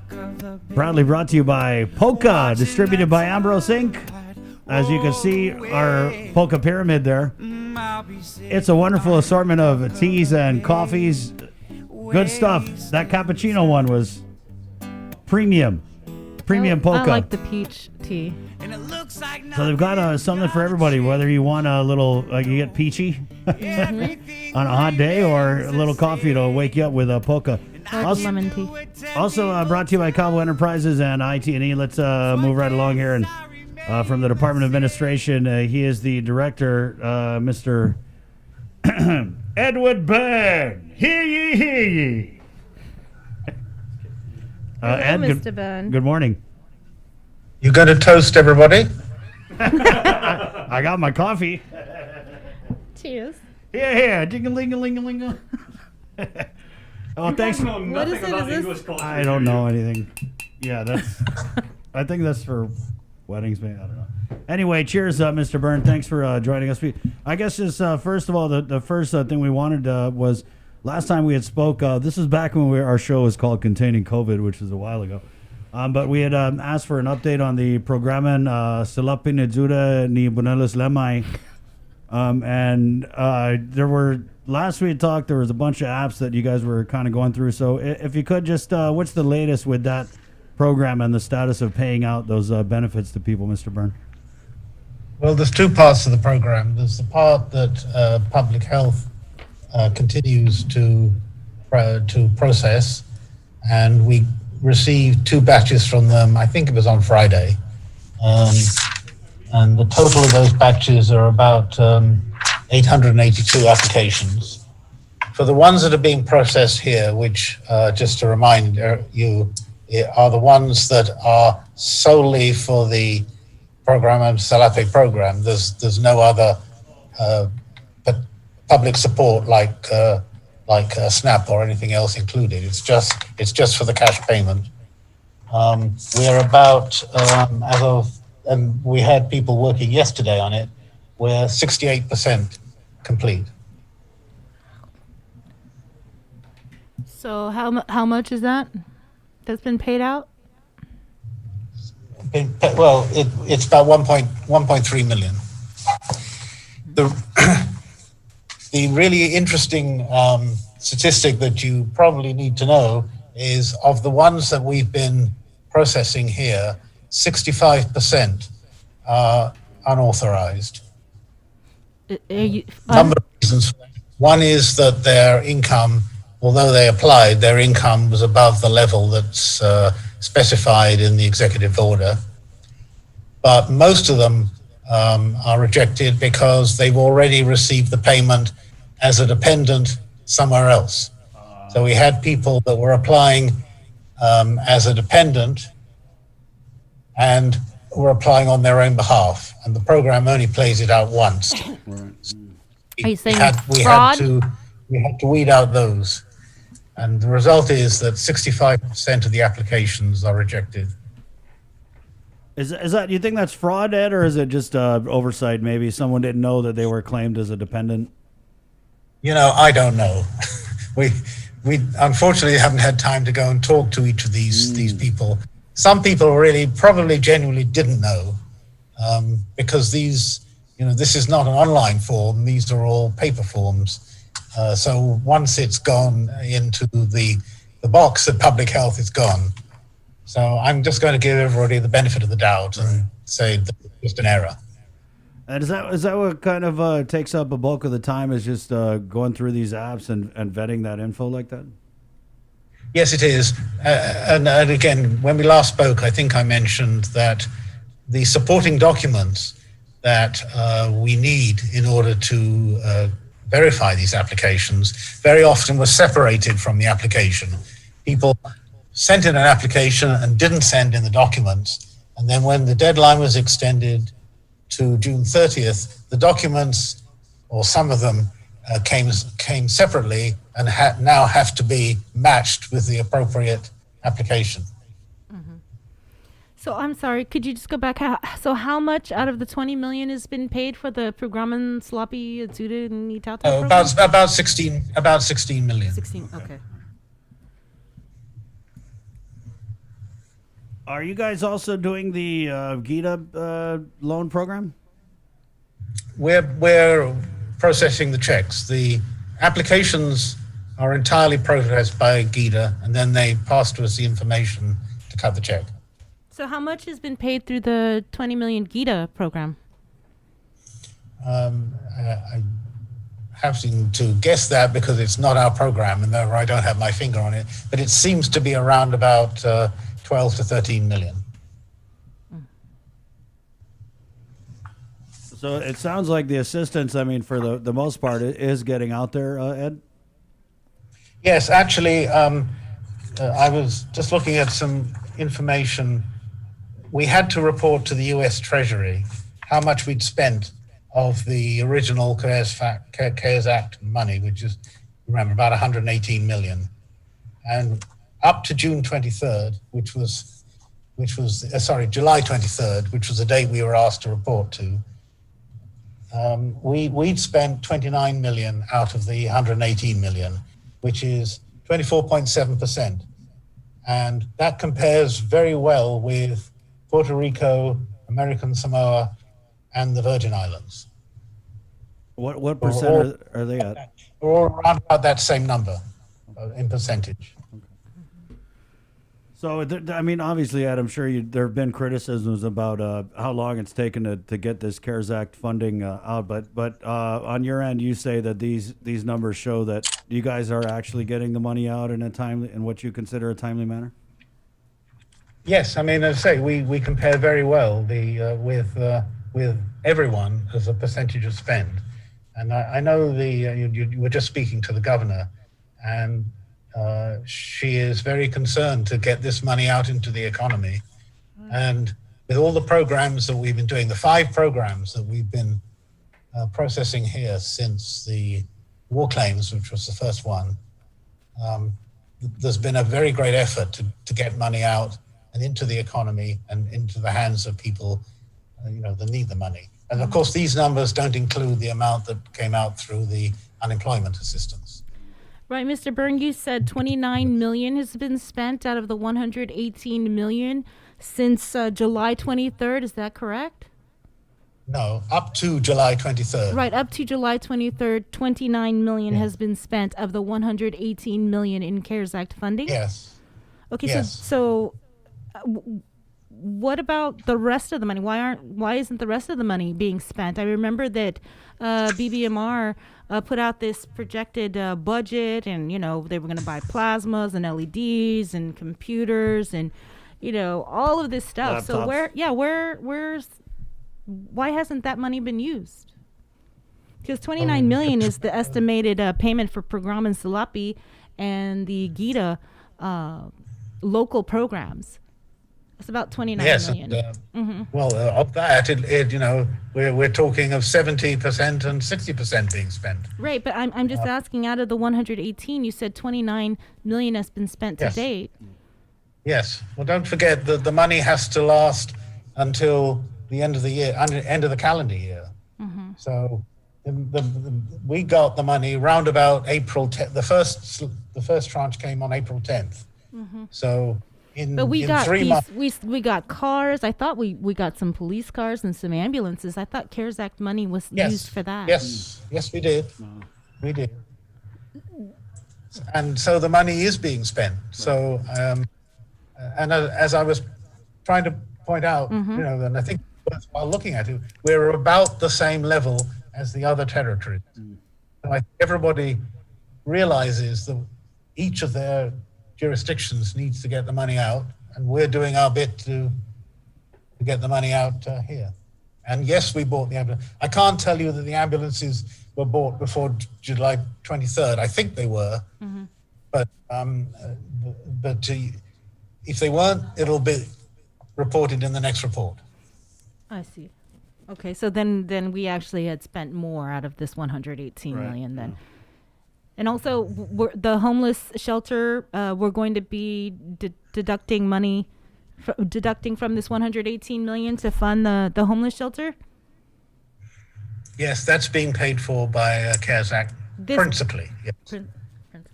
Ed, if we don't spend the money by the end of the year, do we have to give it back, or what happens? Yes. Of course, we're all hoping that Congress, when they meet this week, will extend that those funds and the deadline. They've recently changed the deadline, and now the money has to be, and it's not quite spent, it means it has to be incurred by 4 months after the fiscal year end, which in our case is January 31st. Ed, we had a comment here about, if you could, man, and I don't know if this is a conspiracy thing or what, but people talk about the CARES Act funds collecting interest while sitting in the bank while we wait to figure out how to spend it. How accurate is that, man? What type of interest, or is it like a lot? Or because I just see it all the time. People just always put these comments about, oh, it's collecting interest. So I don't know. I mean, could you just go into that? And Yes, and you're right. Because we got the money up front, which is highly unusual for a federal program, and we know we weren't going to spend it all at one time, we put the money in an interest-bearing account at the bank. So we're earning interest on it. As you know, interest rates are very, very low. So the amount of interest that we're getting is almost minimal, but it's our duty to get as much money as we can, and we're allowed to do so under the CARES Act legislation, so long as we use that interest for the program. So, like 118 million, how much? And I know minus whatever we've already spent, but are we talking? In a month, a few million? I have no idea. Ed, how much interest are? Oh, we no. Okay. We're talking less than 10,000. Because people think it's earning $5 billion a month in interest. Judging from the way these comments are, I don't know.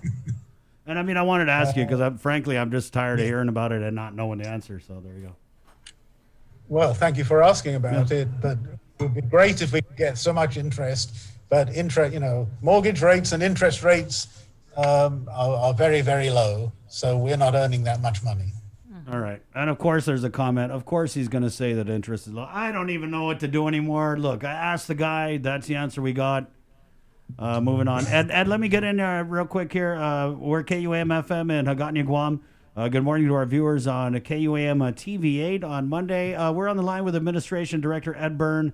We're going to give the floor to for any closing statements, Ed, that you feel like people need to know out there.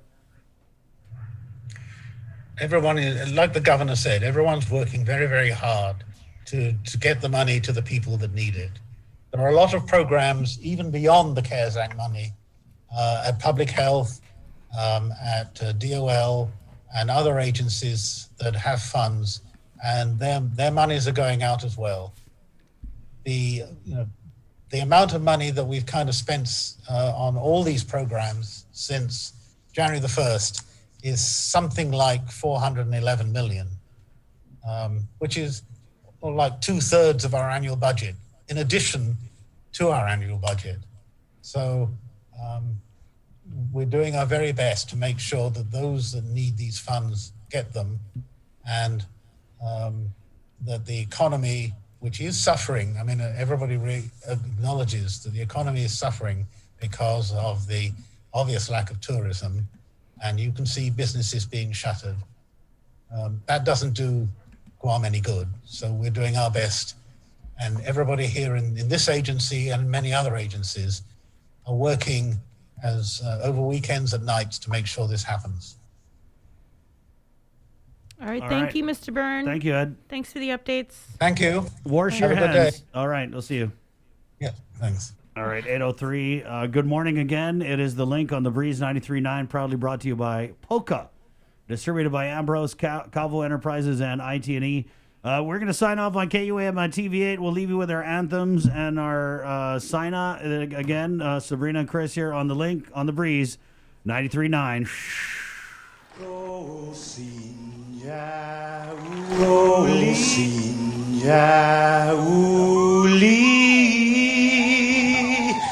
Die sombren zelten meg, et zu ite saluda, antes diu hum niga, radzaudzen malak estrezas, durant in todo in memu.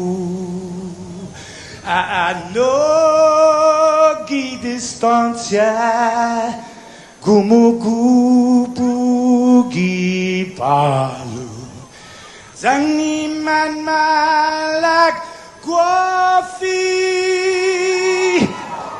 con una sugi airi, preba tu la noci, nai banderata gaigi, pues atan fanni bandera, kau esta pagua pumalapa,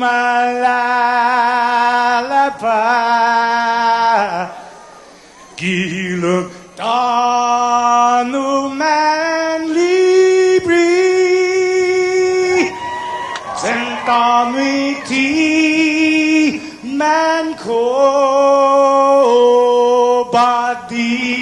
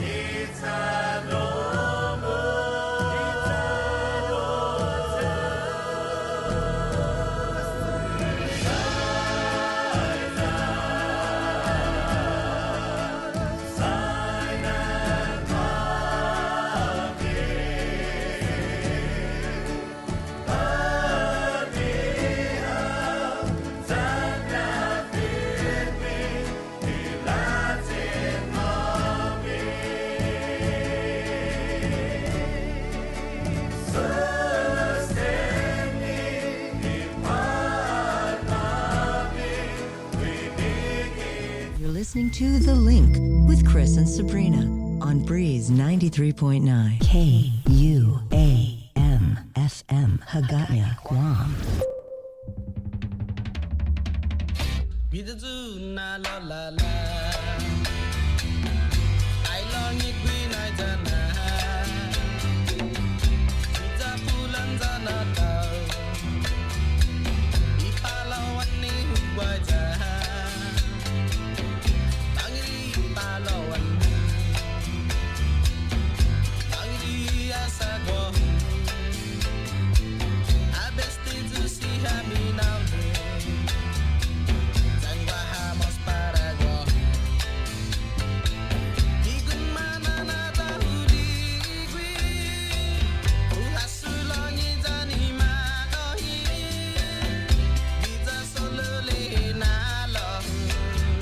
Good morning. Hey, good morning. We got to pop Jason up here every show. I was just standing off on the for our side. female viewers. Hey, Jay. Okay, I just wanted to share something. You know, I'm not like the most, I'm not the whole chicken soup for the soul, guy and everything like that. But I did want to share like a little story that I hope gives people like a little bit of happiness this Monday morning. I'm actually coordinating a Zoom memorial service for my grandmother, who left us in January from my mom's side, right? And because it was like one of the most historically cold winters out in the East Coast, we didn't want me and my mom traveling out there, and my sister's in LA and everything like that. So my family decided that, we'll have something in the summer, but then obviously the pandemic happened. So I'm coordinating like all, I'm talking to my cousins, my uncle, my aunt, everybody out in Connecticut, right, where they're going to have it. And then we're going to do everything in Zoom, and I'm going to, do what we're doing right now. And we're going over my grandmother's last wishes, right? And she wanted like certain pieces of scripture read and certain hymns played and everything. But she had one specific instruction for all of us. And as crazy and as screwy as the country is this year, and with all of this stuff like going on and everything like that, she specifically wanted America the Beautiful to be played during her memorial. And I was like, I was doing the work here yesterday. I teared up for like a couple minutes, and I was like, wow, man, that just, all the stuff that's going on right now, and you still want to, because my grandmother was literally Rosie the Riveter during the war. And she, she was kind of aware of, what the social situation was, going on like in the world and everything like that. She specifically wanted that song played. Right on. That was just a really beautiful moment, I thought. So I call it the other Star Spangled Banner. There you go. America the Beautiful. Yeah. So of course I went on YouTube and I found like a version. So nice. We're going to do that over Zoom tonight, actually. So good. Yeah. That's good. Yeah. Well, there you go, Jason. Good show so far, you guys. Thank you. The governor was great. Yeah. And okay. Let's say let's do in the Netflix rating system, right? One star to 5 star. Oh man, this guy. No, 1 star to 5 star. Ooh, boy. What is 5 stars again? What was that? What was that? Okay, 5 star being best. How would you rate the governor's mask? I want to say that's a strong 4. It was up there, yeah. She's very, very fashionable, as we all know, but that was a great mask. Right on. What do you say, Bree? Yeah, nice. that was very nice. Matched her outfit. Uh-huh. She had some red flowers, red polka dot, I think. The mask is now part of the fashion, the quiver. You gotta match. It's almost like COVID couture, right? Right. And I was thinking of something as you were interviewing her, because ironically enough, the last time that Sabrina, you and I were in the same room with the governor was the emergency press conference that was called on a Sunday evening at March 15th when we had the first 3 cases were announced. That's the last time we've been in the same room with the gov. Right. And when she, yeah, and when she goes, yeah, it's been 5 months. I was like, wow, we're in August already, you guys. For you guys, does it seem like the last 5 months have gone by quickly, or has it been like a real like a blur? It's like a little bit of both, though. It feels like a blur, but when I start to think about all the stuff that happened, it just weighs me down. Yeah. Yeah, but good show so far. Hey guys. Thanks, Jay. All right, there you go, Jason Solis from our digital stream team. Always good for a little tangential discussion there. And there's that. Yeah, okay. So again, it's May 16th. He needs his own segment. He does. Needs his own link show. Good morning. So we're actually going to, we got Dave standing by. We're going to take a look at news here from the KUAM News team with a link update. Good morning to Adriana Cotero. Good morning.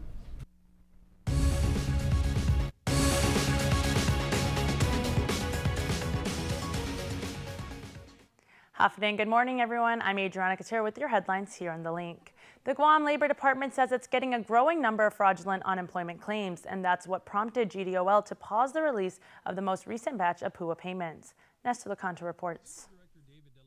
Labor Director David De La Sola says there was just too much suspicious activity in this week's batch of payments to send them out. Not only are we cleaning that batch, but we're also cleaning the days going forward and looking at those extra fraud measures to get them put into the system. So we're getting them put into the system so that when we do run the next batch, and when we come in Tuesday, we'll take a look at that batch and hopefully it'll be ready to go. And it'll be a larger number with extra days attached to it.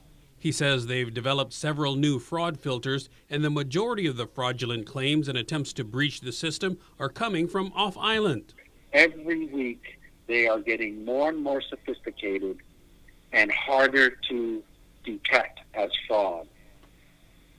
And that's why it just keeps taking more of my resources. Now that we've plateaued as far as new claims, they've gone down. Fraudulent claims surpass the local claims going in. But that doesn't mean there isn't any suspicious activity going on locally, like people who ask others to file their claim for them, only to find out the money went to that person's bank account instead. But De La Sola says at the end of the day, it's the claimant's responsibility. You are self-certifying that that information is true and correct by federal law. You are self-certifying, not somebody who's putting in the claim for you. GDOL is also standing up an overpayment and appeals division with a focus on catching fraud. For Guam's News Network, I'm Nestor Lecanto. Power rates will remain the same for now. However, GPA projects that by keeping the surcharge where it is now will mean its fuel cost under recovery will balloon to more than $13 million by January. Bajorquez says the PUC is confident that they can be made up through gradual adjustments.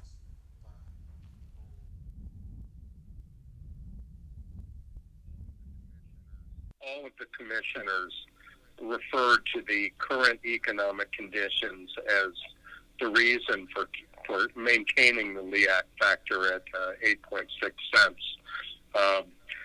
The economic hardships in terms of impact on the economy, unemployment cases, the fact that many people have been laid off, the psychological impact of the current times. The PUC will conduct another full rate review in October. And that's the news for now. We'll see you here at 6 tonight on Primetime. That's your link update. It's 8:20. Good morning. The link on the Breeze 93.9. Let's just keep it going here. And from the Department of Labor, we'll bring on the director. Yes, David De La Sola. Good morning, Dave. Good morning. How you doing? We're doing great. Doing wide awake now. Yeah. Wow, Dave. I don't even know where to start, but I had to do a double take when we got the release. Mm-hmm. That there's just so much fraud going down. You weren't kidding. I mean, last week you said that a little over half of the new apps that were coming in involved fraud, and here we are today. By the end, I think just a couple days later, that release came out that checks payments were stopped. Well, just so that you kind of picture it, I don't know if you can see my phone. It's red. Yeah. Can you see it? Yeah, we can, yeah. So this is one day. This is a day of July 12th. Everything that you see in red is fraud. Wow.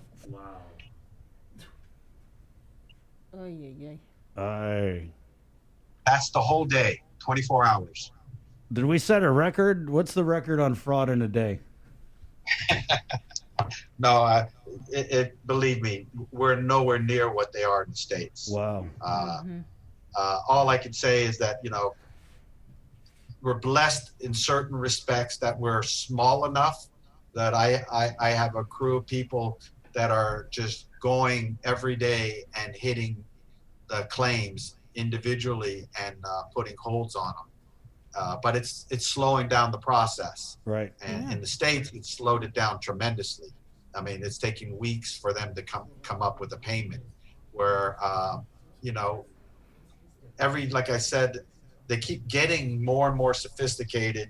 They keep zeroing in and making it harder to tell a fraud claim from a good local claim or a good claim, and it's just taking more and more time. But we're handling it. We're keeping. I'm just.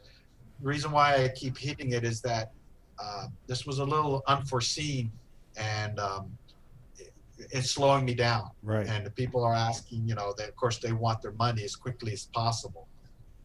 And this is taking a lot more resources away from handling problem claims, from getting regular claims in, from answering our phones. So I've had to pull people, and all the other teams have shrunk a little bit to handle this, so Dave, that we can keep the process going. Right, Dave. So when you talk about how the discovery of this massive amount of fraud has pretty much stopped unemployment payments from being processed, can you tell us how and why? So when we discover this amount of fraud, what happens with you and redirecting the staff, just so people can kind of understand, oh, that's why we're not getting it processed right now? Well, first, the good news is that tomorrow or tonight we're batching a new amount of payments. Okay. And this is all clean claims up to July 11th.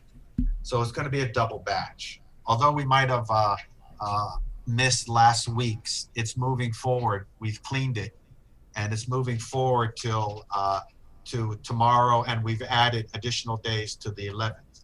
So hopefully by Friday, all these payments will be going out, and we probably got about 7,000 new claims in there. So we are hitting it. We're hitting it hard. We're getting a lot of people paid. A total of, like I think last time I talked to you, we have close to 29,000 people are going to be paid. Claims are going to be paid with this batch. Including this, with this batch included, and that's quite a phenomenal feat, and I'm very impressed with the team. And I know there's people still out there that are having a hard time getting through, but the volume of people that we're handling is outstanding with the amount of people that we have. And remember, I just can't hire somebody and just throw them in the phones and start handling people. It takes several weeks just to get them to a level where they can answer the phones and understand the problem. And we're moving. I like to be moving faster if it wasn't for this fraud, but it is what it is. We'll have to adjust, and we'll try to keep making payments out every week. It just may not be the amount of days that I'd like. So, instead I would have liked to keep moving forward every week to 10 days until we get caught up. Now it might be every 3 or 4 days added on, because we just have to keep doing our due diligence and keeping after it. Mm-hmm. And because like I said, I want all the money to stay to the people on Guam. Dave, with that when you showed us your phone and it was all red, that's a crazy amount of apps. So what in the training, what does your staff train to kind of look out for that enables them to catch this fraud as it happens? If I tell you what they look out for, then those fraud guys are going to adjust and hit it. But Guam being Guam and being unique, that helps us in certain respects. And then the number of claims, we're averaging about anywhere from 200 to 600 claims coming in a day, depending. So it's not an outrageous number for us to just look and we have our fraud measures that are in the system, and we've added some more that are going to be coming in online, and those additional measures are from measures that Our vendor, with the experience having 7-8 states that they do PUA, that they've developed, and they're putting it into our system too. So all those measures just help us cut down and catch the claims and put holds on them, so that all we need to do is look at the ones that have gone through and try to select the ones that, this one was did get caught, and we put holds on each of those. And like I said, we're tackling it. It's slowing us down, but we're still moving forward. We're still getting the money out there. This next batch should be a large payment batch. I'll know tomorrow, if everything processes and batch well, exactly how much that's going to be, because remember, it's Sunday in the States. So Monday morning when the vendor comes in, they will begin the batch processing up to include the 11th of July. And then everybody who's gotten paid from beginning of June will get their weeklies along with the new claimants. And we'll have that batched up and hopefully hitting the banks by Friday. I wanted to follow up on something that you mentioned. So we've seen this surge of criminal activity, of people trying to defraud the unemployment program. But you also said that you're also looking into some that have gone through and have been paid. How many cases are there of those that did go through that you guys are reviewing and investigating? It's not a huge number, but it is a number. And those aren't all necessarily fraud. They could be for various reasons.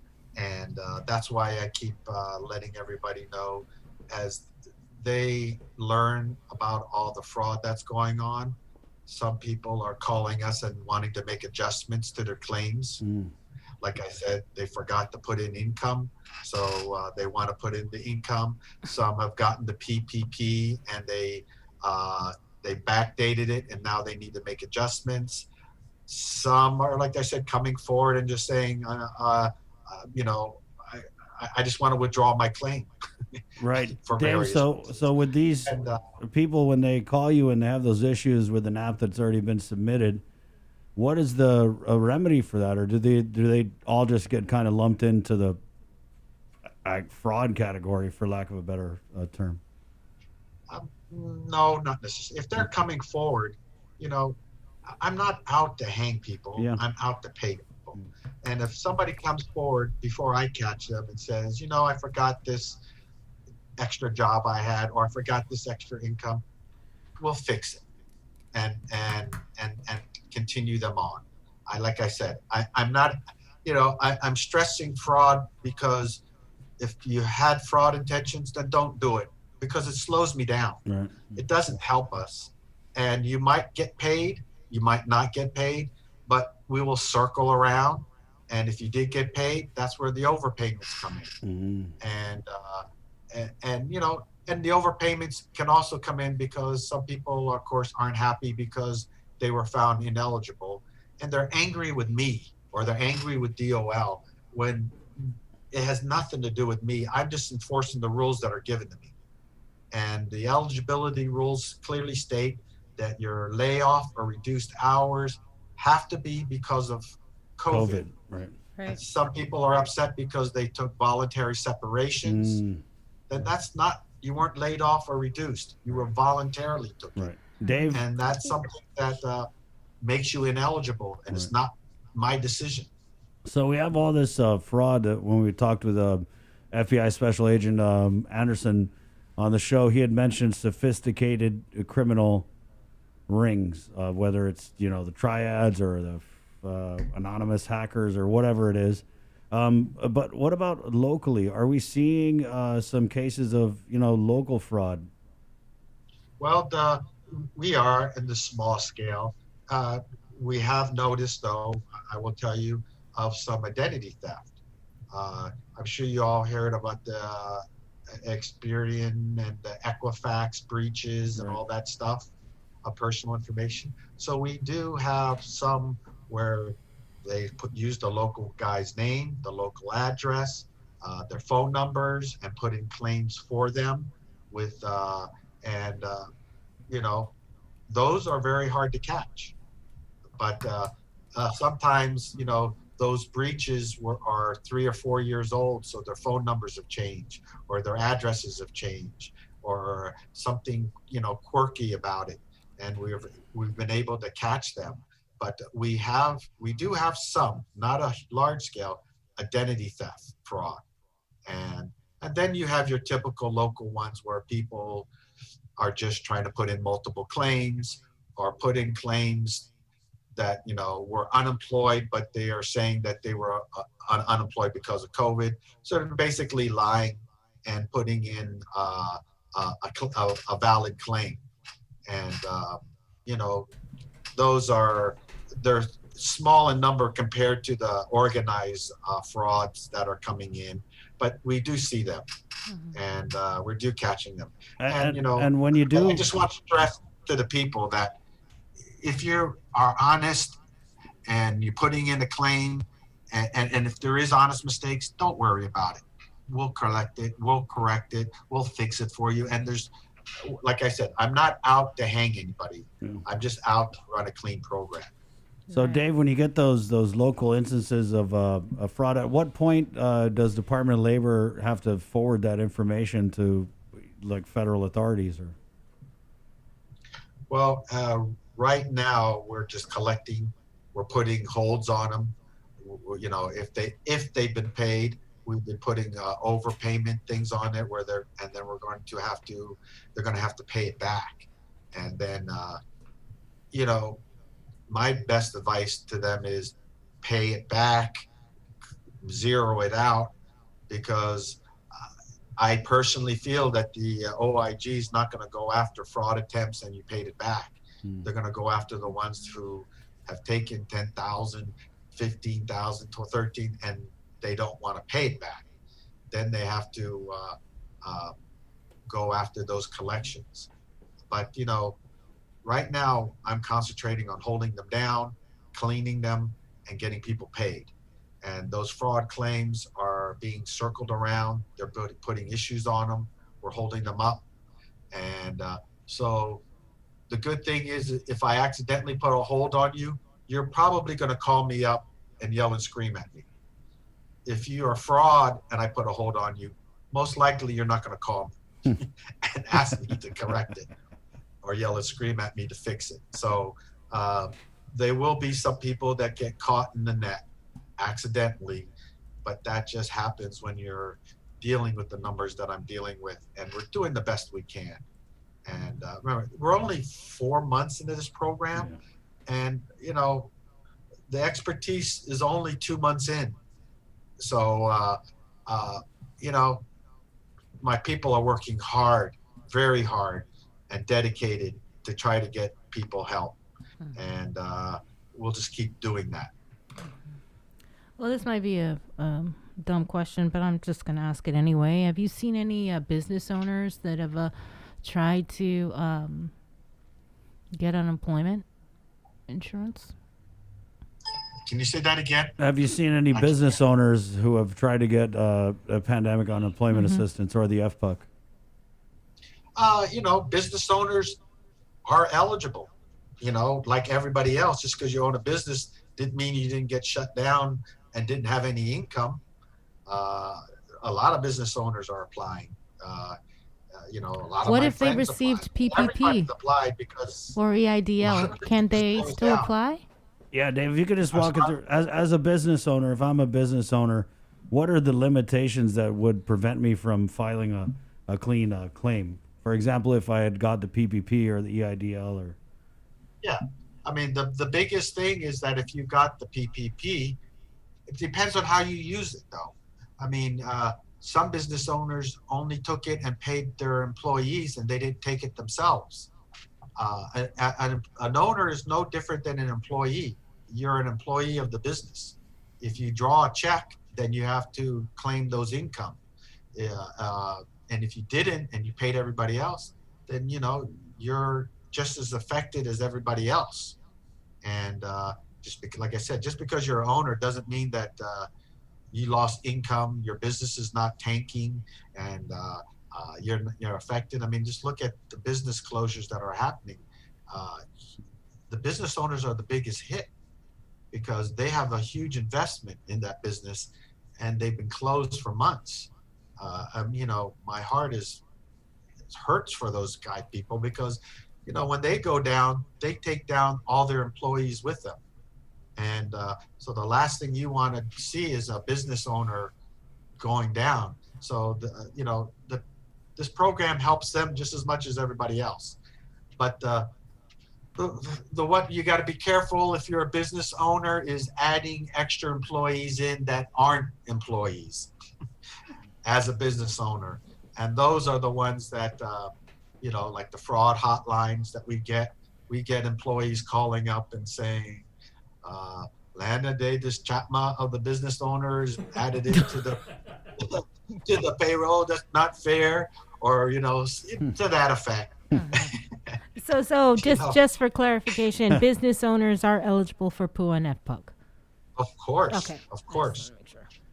Like I said, just because you're a business owner doesn't mean you're not an employee of the business. Right. The same rules apply to everybody. Right. But let's say I'm a business owner and I pay myself a salary that is under the eligibility for the PUA and the FPUC, but then my net worth is $5 gajillion. Would that kind of exempt me from being able to apply, or does it just strictly look at the income? Strictly look at the income. I see. So that would be, if people would know of someone who owned a business applying, maybe they don't have the full set of facts. Probably. Okay. Probably. And like I said, just because you happen to be you're a successful business owner, and like I said, I've had a lot of friends who are very good business owners, but all their businesses closed down, and they're making zero income. Just because you're a successful business owner and you're making zero income, the rules apply to you as with every other employee.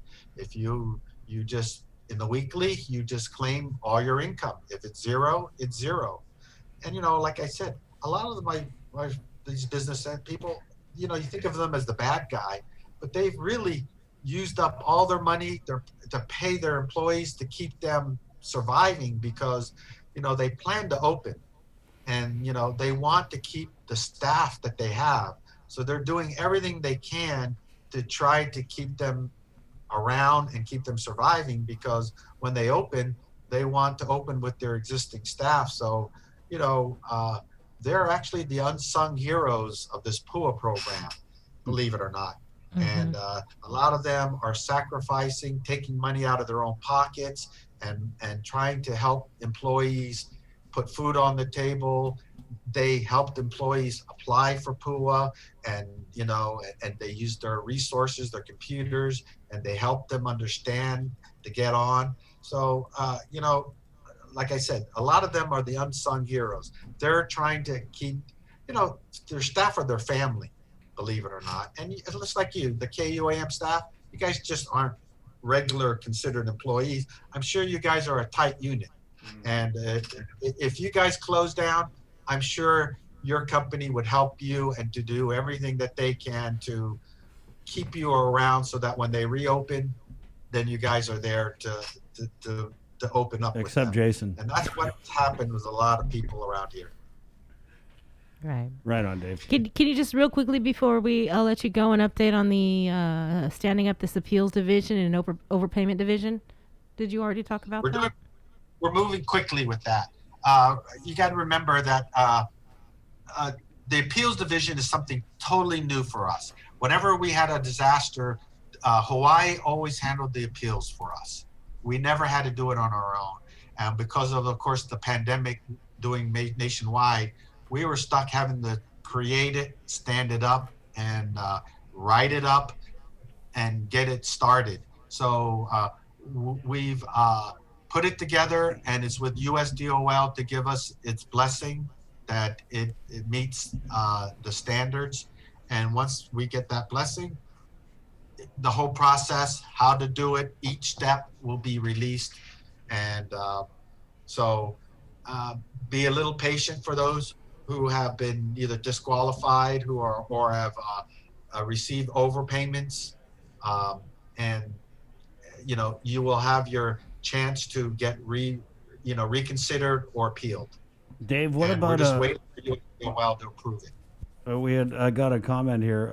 What about cases of fraud where businesses are issuing fake letters of acceptance to try and prove an applicant was supposed to start a job when they didn't? Are you getting any examples of that, or is that an example of some of the fraud you're seeing? Our biggest way to catch local fraud is not us finding it, is people reporting it.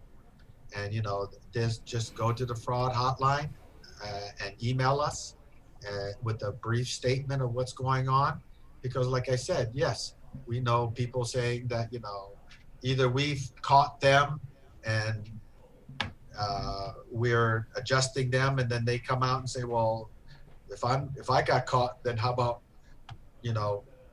my employee that works with me, he's just as guilty as me. And or they see or hear somebody bragging and they're reporting it to us. So it's not rampant. I'm not going to make it sound like it happens a lot, but it does happen. The old crab in the bucket, where people try to crawl over each other's backs to try to get out, and one drags one down. So it's happening, and but I'm sure you can appreciate it, even though you might not like it. It's private. We treat it with and we can't report out. I can talk about it, but I can't tell you individual claims or anything like that. All I can say is if you hear of fraud and you know of it, then please report it. Again, you have those numbers, Dave, or the email that they can call to report? KUA fraud at dol.guam.gov. And as you know, I'm sure we've closed down GCC, and we're out at the Agate, Dedido, and Jotnia libraries. So we're taking appointments, and we're working those Monday through Friday from 9 to 3. So call the 311 hotline. You can make an appointment there, or the 988-3672, 689-1872, or 788-0729. And we're handling problem claims and new claims. And I know people are having a hard time getting through. And some of the reasons is because we're trying to fix claims in some of the phone calls, along with handling and writing down the problems. So those take a little bit longer. And because that takes a little bit longer, believe me, my people are nonstop picking up the phones. And some of the people have to shift over to the fraud in order to make sure that they're clean. So I've lost a few people in some of those areas that would normally handle the problem claims. And so it slows it down, us paying. But we will continue the payments. We will keep moving forward. This batch, I'm hoping, will be a large number, because we're looking at about 7,000 new claims inside that batch. And, like I said, we're up to about 29,000 claims being paid. That's a pretty big number. Yeah. And, of course, if you're one of those couple thousand that's not being paid, that's not a very good number. And so I'll just keep hitting it. We'll keep taking care of it. My people take care of 400 or 500 a day of the problems. And of course, every time there's a batch, more problems hit from people not being able to put in the correct banking information, mailing information. Please, those people that are putting in claims, make sure your banking information is correct and your mailing address is correct. And it's in the mailing address, not the residential side. Please make sure that it is put in, because those are where you're going to get your checks or get your direct deposits. All right, Dave. Thanks a lot, Dave. Thank you so much for your time, Dave. Appreciate it. Time, Sabrina. All right, And take Chris, care. I appreciate your time. All too. right. Keep us Stay posted. safe. Okay, good luck with that batch. Thank you. Wash your hands. Dave Delasola will take a short break and come back, do a little crime roundup with the Guam Police Department Sergeant Paul DePauw next, right here on The Link on The Breeze 93.9. GU Self-Storage, conveniently located near the Harmon McDonald's. We offer affordable rates, online payments, and auto bill pay for your convenience. Plus gate access daily from 6 a.m. to 9 p.m. Call us today at 648-7867 for more information. We got your 6. At 6 a.m. with The Link on Breeze 93.9 FM. Bree and I connect you with all the latest news and information you need to know to start your day. Then check back with Guam's news leader at 6 p.m. for the day's top headlines with KUAM News Primetime. From 6 a.m. to 6 p.m. and everything else in between with KUAM Digital, we got your 6.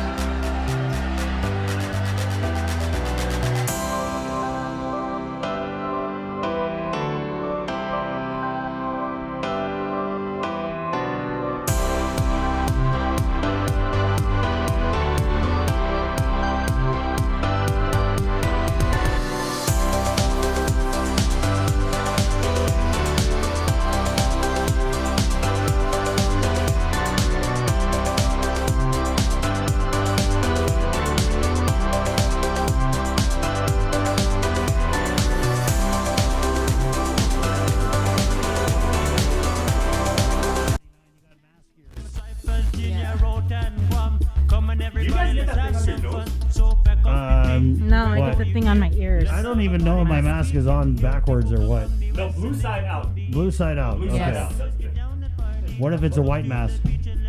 Oh, you weren't ready for that one. How many times have you had it upside down, though? Yeah, we had a funny comment last week. A few people tell us that they like to zoom in on our expressions when we're doing interviews. And then one of our friends was like, yeah, you guys' eyes aren't really hiding what you're thinking, so maybe you should wear your mask over your eyes. Yeah, because I think there might have been quite a few eye rolls last week. No. Yeah, who? Us? What? Rolling? No. No, come on. Well, someone we never roll our eyes at. At least not yet. From the Guam Police Department, Sergeant Paul DePauw. Good morning, Sarge. Hey, today. Good morning, Guam. Good morning, Chris. Good morning, Sabrina. Good morning. Good morning, Guam. Thanks for joining us on Zoom, Sergeant Paul DePauw. Yep. Sarge, I guess just first of all, busy weekend for the Guam Police Department. Were people drinking and driving? What type of weekend did you guys have?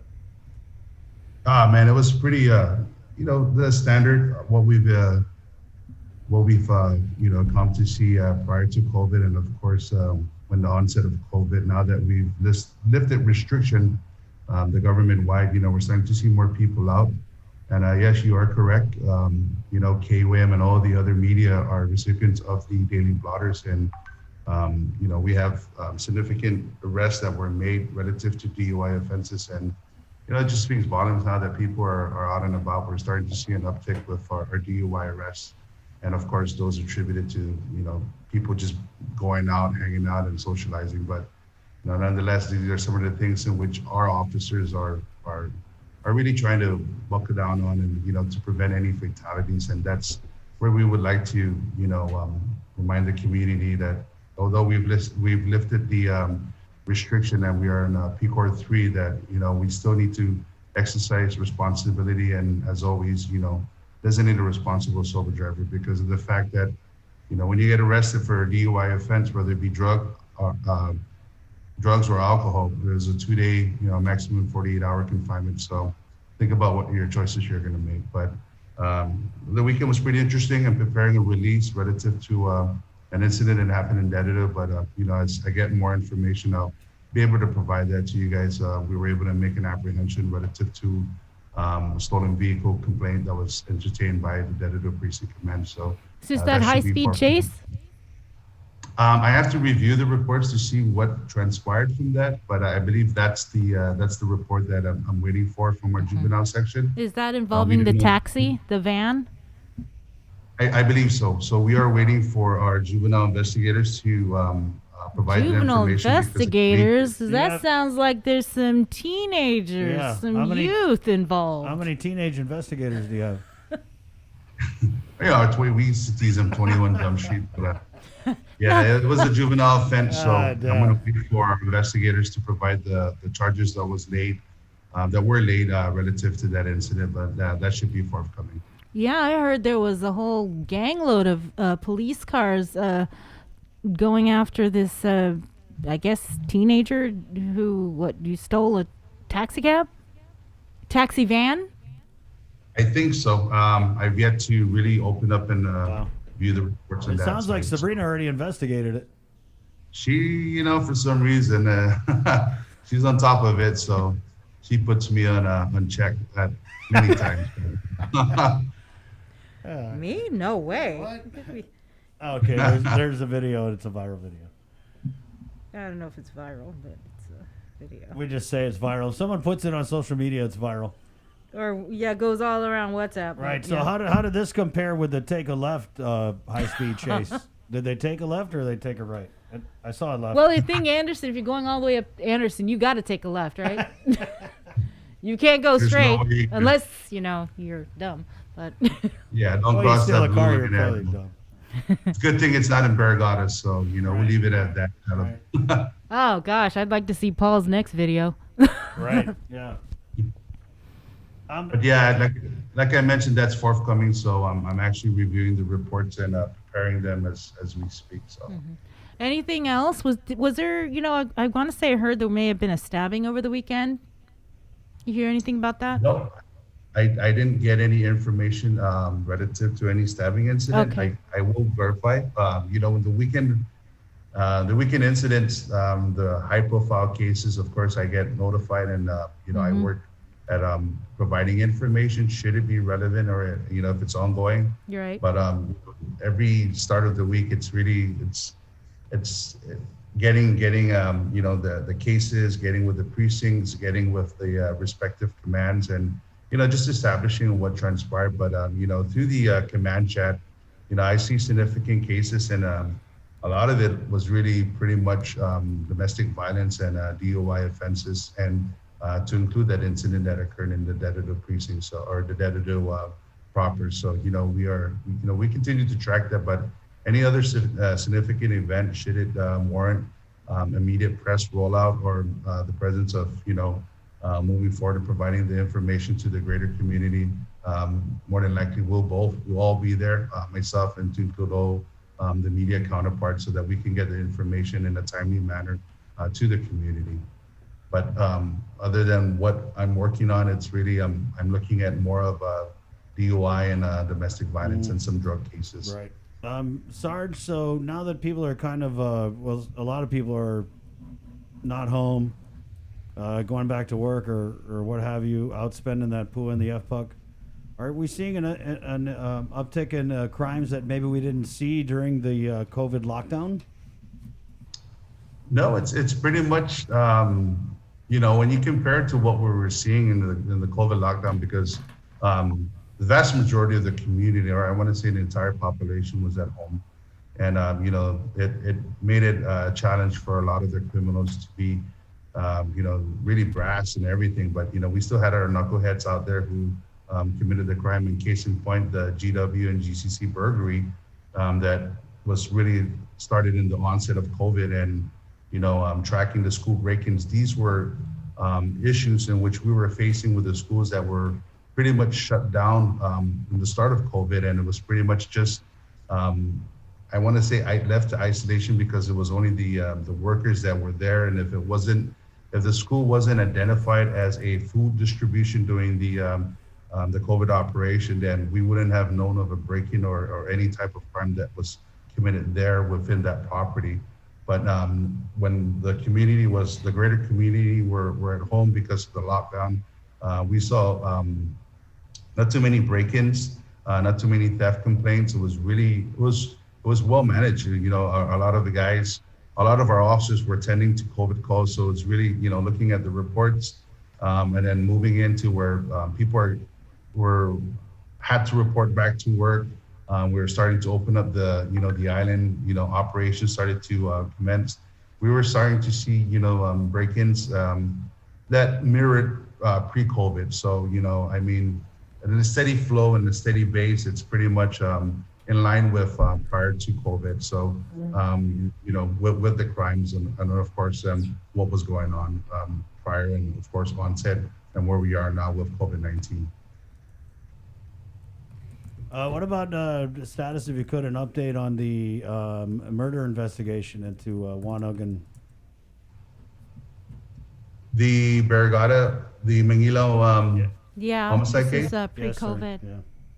Yeah, the good thing about that, I don't want to say it's a good thing, but where we are with that case, we haven't classified that as a cold case.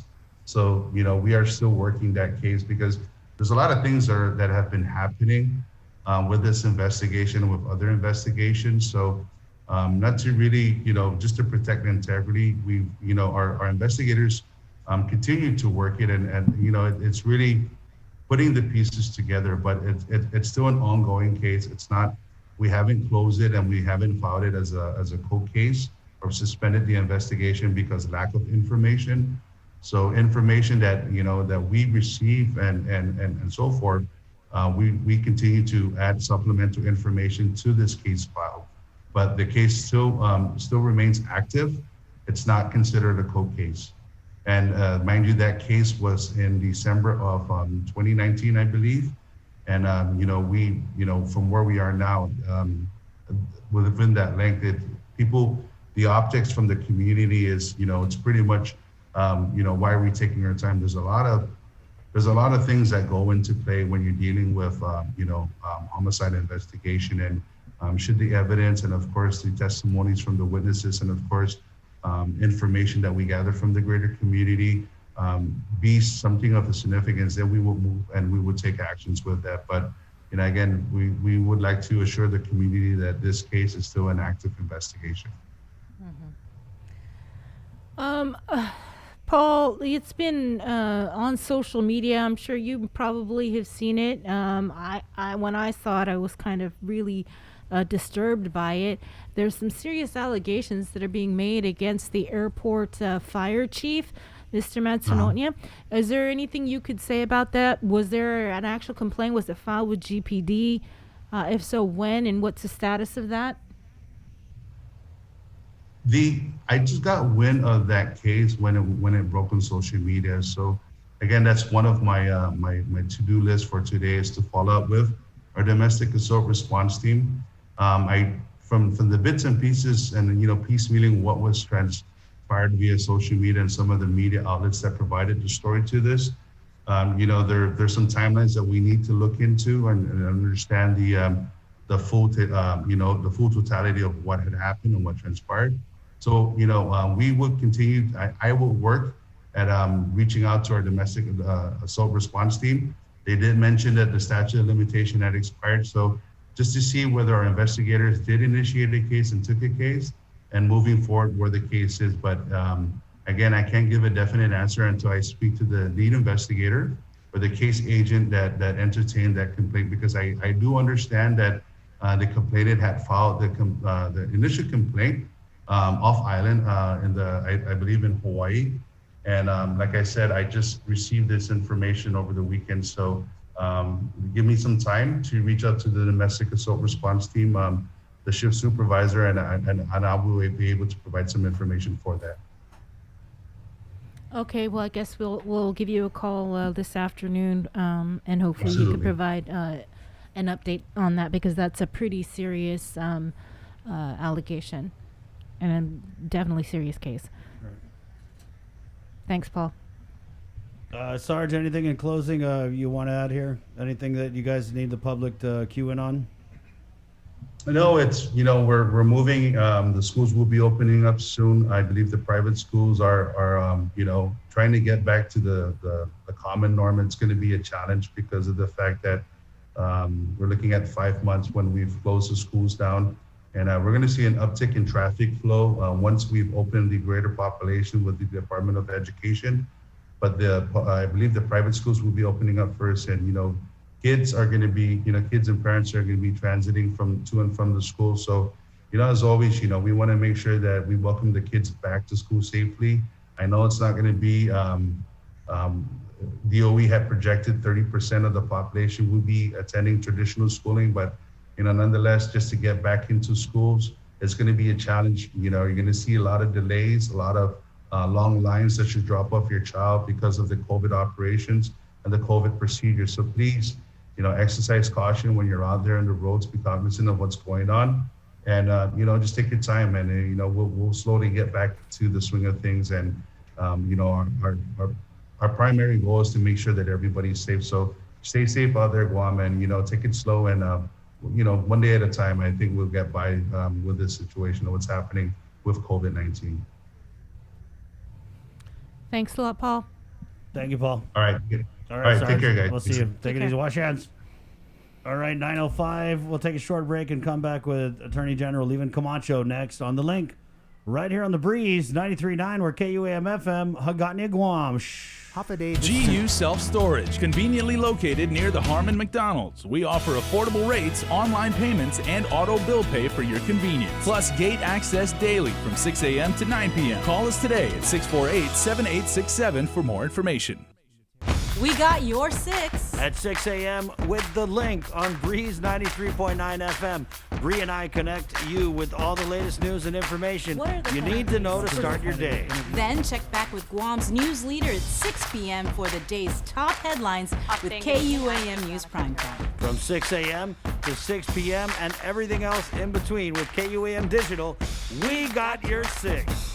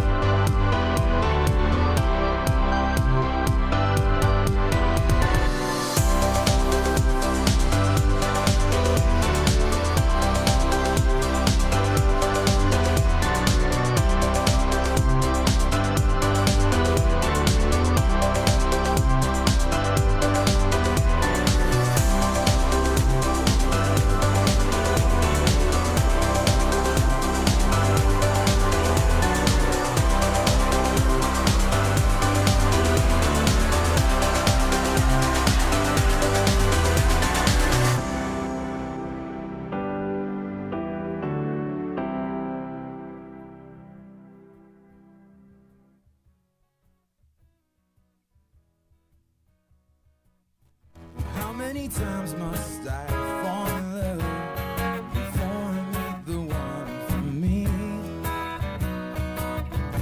How many times must I fall in love? Hey, good morning.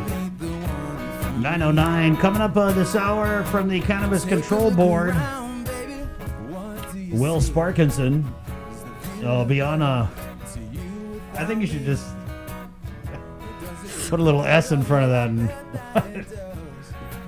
anyway, yeah. So he'll be coming on. What did you say? Shake and bake? What was that? Wake and bake. Wake and wake. And I had to, guys. If you're just joining us, Sabrina didn't even know what wake and bake was, and I sounded like a junkie trying to explain it to her. Wake and bake. And then you wake up and you smoke weed, which is legal. You bake your brain, which didn't sound good.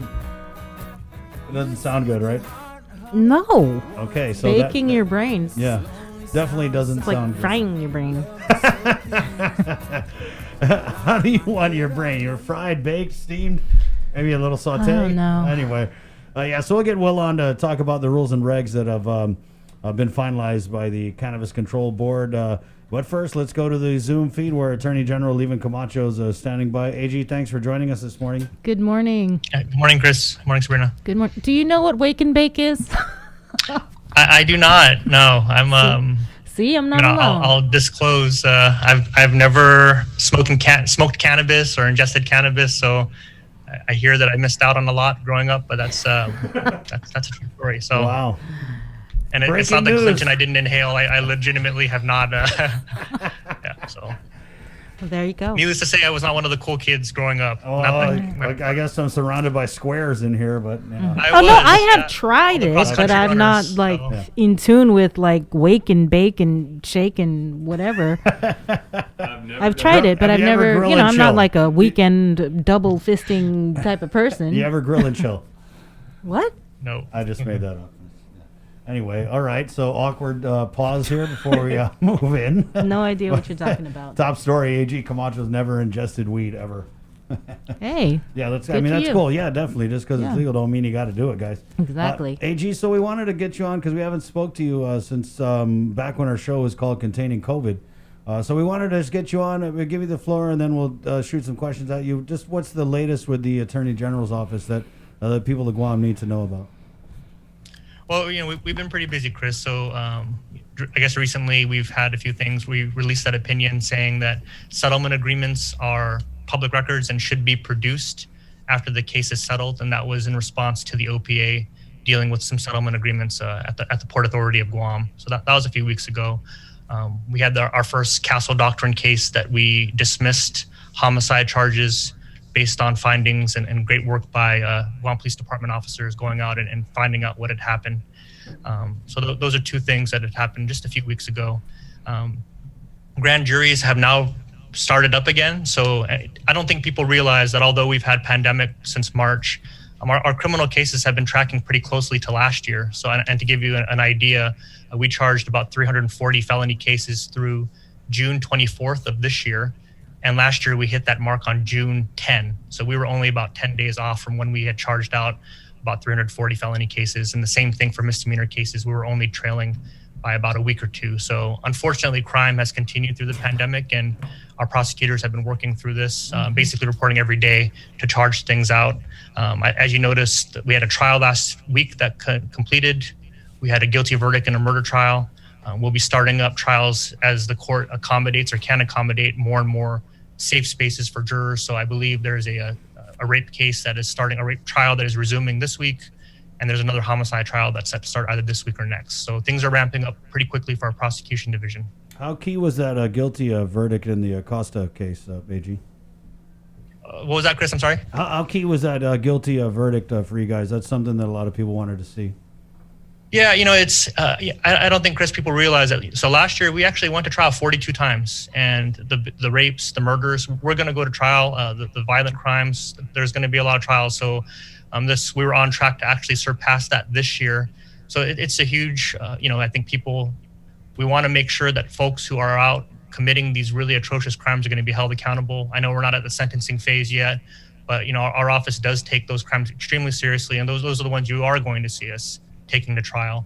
it's going to be interesting as the court navigates, because we haven't really set up a space for social distancing with 12 jurors and alternates or even 6 jurors. So I know the court is really working overtime to make sure that we're able to resume trials as quickly as we can. But I believe before arraignments started about 2 weeks ago, we had 450 felony defendants that were awaiting arraignment. So even if we're talking 5% of those that go to trial, there's going to be trials for the foreseeable future. And the murders, the rapes, so those are the ones that we definitely are going to make sure that the defendants are held accountable. AG, if you could, in a way that you can, tell us some more about this dismissal of the case with the Castle Doctrine, because that's something that people were following closely too. Yeah, it's so I know that it just so happened that there was a bill that was introduced to kind of expand Castle Doctrine and make it apply in public places. But when you see an application of the Castle Doctrine to these facts, basically you are presumed when you are in your home that anyone who is trying to forcefully enter your home or unlawfully trying to enter your home is doing so with an intent to hurt you or to kill you. So you were authorized at that point to use deadly force. So after GPD went out, they did a very thorough investigation. They gave us reports, and based on those findings, we were required under the Castle Doctrine to dismiss the homicide charges.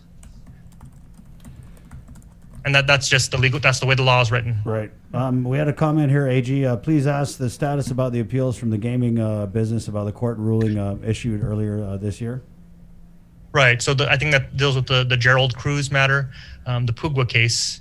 And that was a very, I'm not sure if you recall, Chris and Sabrina, where the judge had dismissed, basically saying there's no less cruel way to kill a dog than shooting it. This is a case involving someone going to, I don't know, for whatever reason, my village, Jigo, has these animal abuse cases. And I'm hoping that we can put a stop to that. But, he shot these animals, or a Pugwa, he shot a dog, and I believe he had shot a cat too. And the judge dismissed it, saying that if you seriously injure it, it's a felony. But if you kill it, it's not a felony; it's a misdemeanor offense. So that appeal is now pending before the Supreme Court of Guam. I know that they've been declining to have oral arguments in certain cases. So I don't believe that matter has been set for hearing yet. But we did challenge it, and we are arguing that shooting a dog is causing serious physical injury to it and should be a felony offense. AG, they're asking, I'm thankful for that update, the status of the appeals from the gaming businesses. Gaming. Yeah, sorry. Yeah. I thought you said gain. No problem. I know, I was confused. Okay. Hey, well, now we got an update on that too, so. There's 1 week is like it's like 7 weeks, and I guess I should say AG life, right? So the gaming decision, that there was a hearing last week, and the gaming rooms are asking to be able to operate basically in contravention of the law while their appeal is pending. Judge Barcinas held earlier in March that the rules and regs that they were using to justify issuing licenses for particular gaming machines, and I can get into more detail, were not passed properly because there was no public notice, and basically no one's quite sure how these got to the legislature and how they got passed. So he said that they're invalid, and under the law at this point, it would be a crime to operate or to possess these machines. So the gaming rooms are asking for additional time to operate until the Supreme Court of Guam hears that. And we've opposed it. We basically said, the legislature has made a policy decision that it's a crime to operate and to run these machines, and they shouldn't be allowed to engage in criminal conduct any longer while this appeal is going forward. Mm-hmm. So that hearing took place last week. Judge Barcinas heard it. He's going to issue a decision. If he denies the stay, then they'll have the opportunity to bring it before the Supreme Court of Guam and ask the Supreme Court to intervene and to allow them to continue operating. So as it stands right now, these game rooms, these 24-hour game rooms that we see that open are supposed to be closed.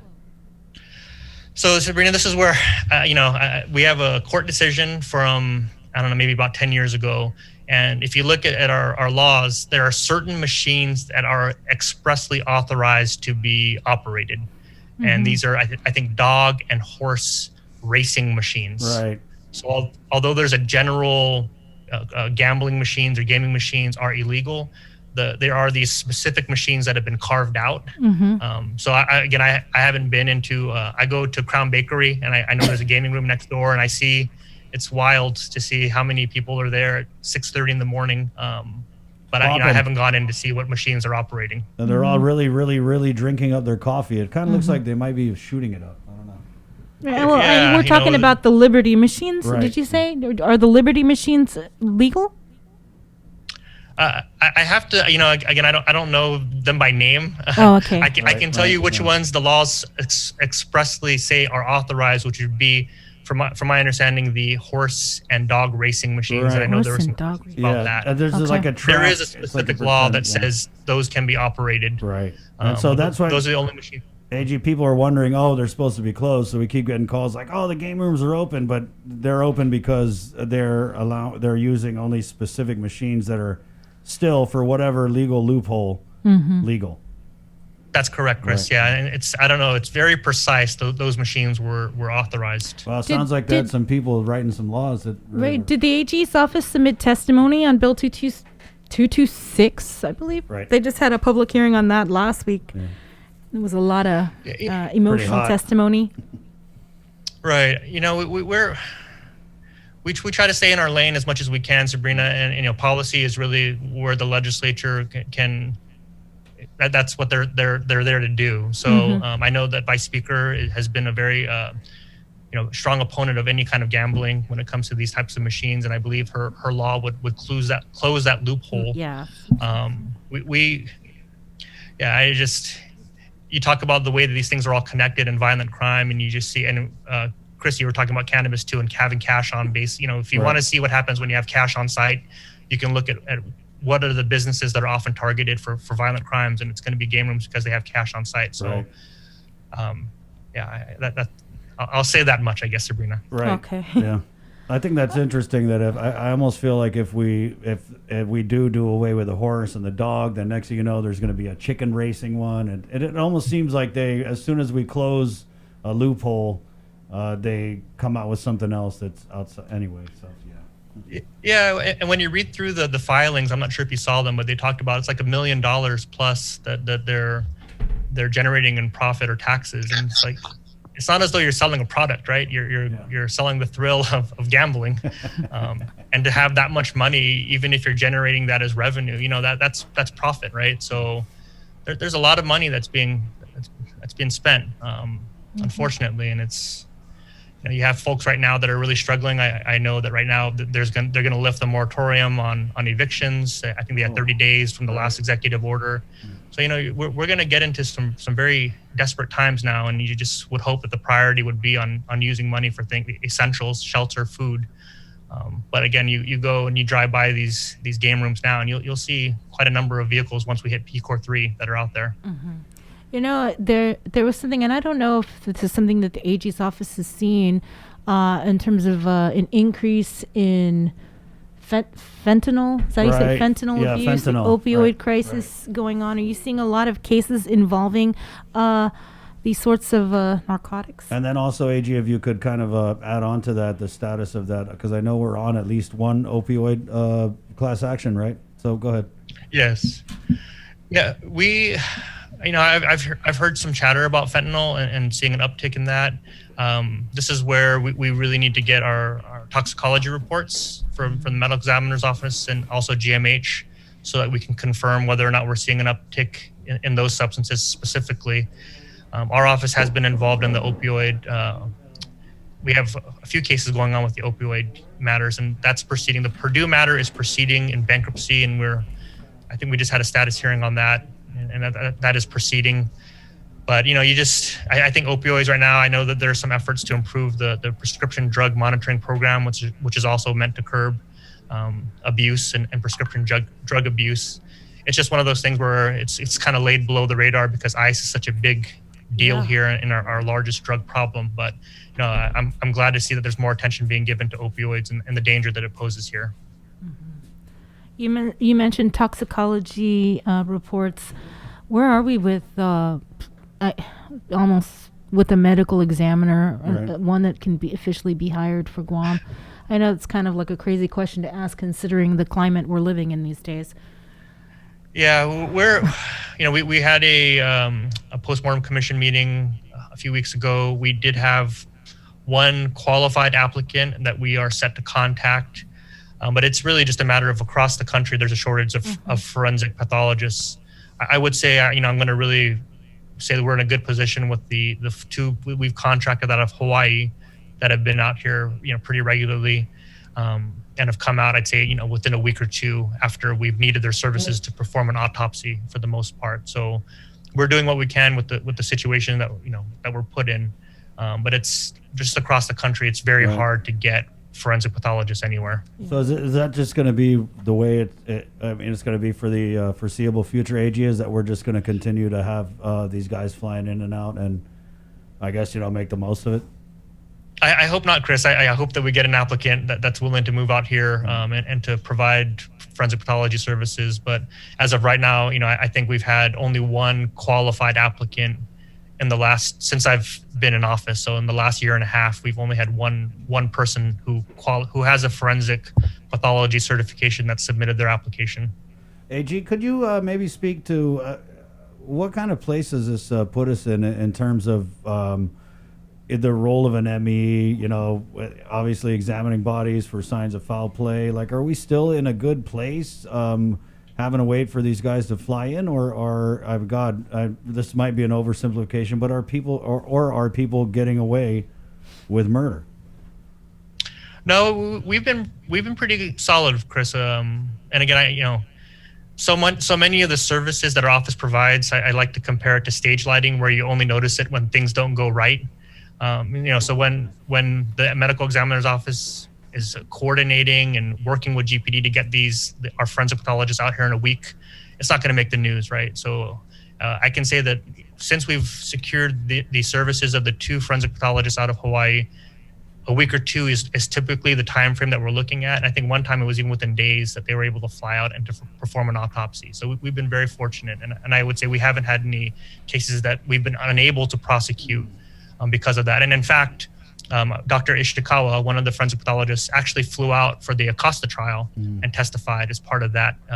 And I think his testimony was pretty critical in terms of the injury sustained. AG, when you spoke about toxicology reports, do we not have those, or is there an issue with that? And how would we be able to get stats on any overdoses or anything with fentanyl? Yeah, so my understanding is we are performing toxicology reports, but the amount of detail that you would need to really assess the amount of drugs, the level of drugs, the specific types of drugs, might need more advanced testing. So we would potentially have to request advanced testing for cases that we believe if there is a specific substance that was involved or a specific substance for a cause of death. Right. So when you mentioned fentanyl, I don't know if the toxicology reports that we're running now would be able to distinguish between the different types of opioids, I guess. And as other jurisdictions are dealing with this, and it's much worse, thank God. God, I don't say thank God, but it's much worse in other areas. But obviously, I'm thinking that those types of tests are maybe the norm in those other areas. So are we doing anything, or do we have an inventory of those types of more stringent tests on hand?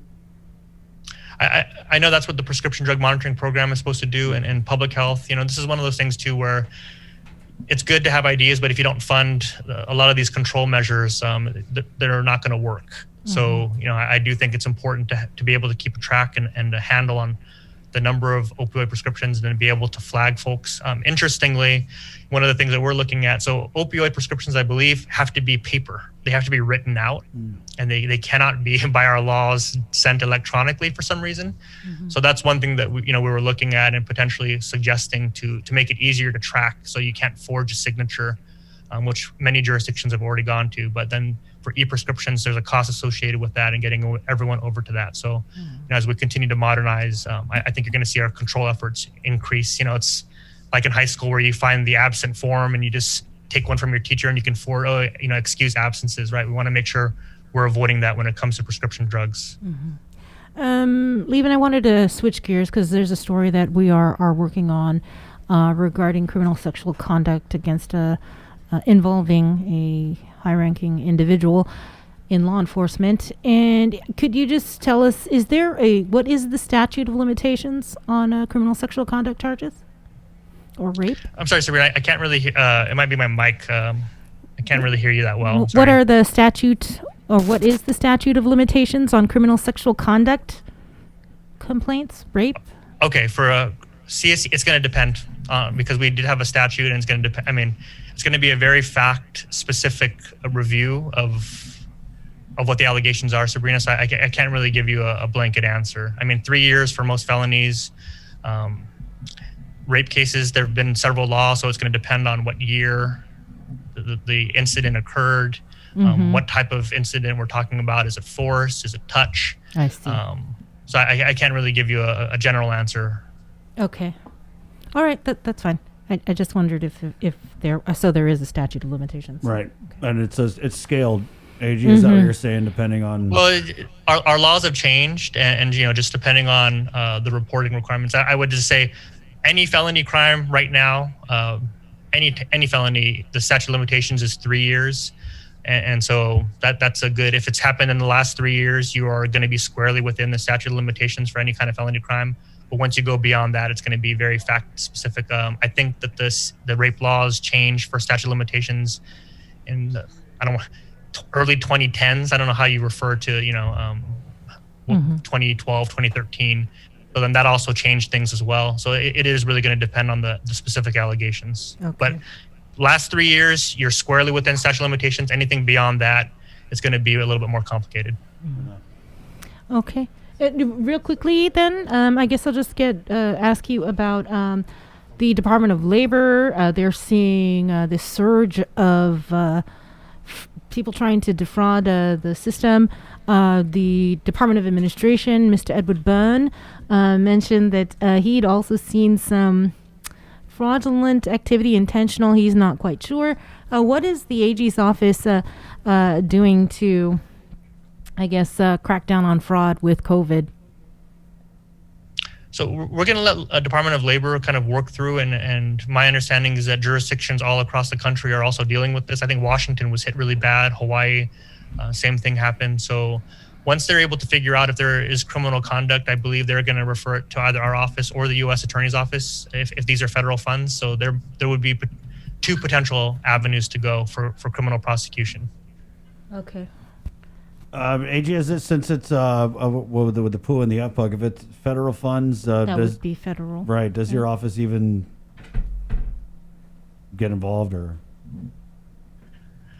Yeah, it's going to be, well, I mean, they just have to, it's going to start with their investigation, and if they believe it rises to criminal conduct, then it's going to be a referral out for prosecution at that point. So we'll kind of wait until they've sorted that out. I know their priority as of right now is to get these benefits out and to not delay any longer.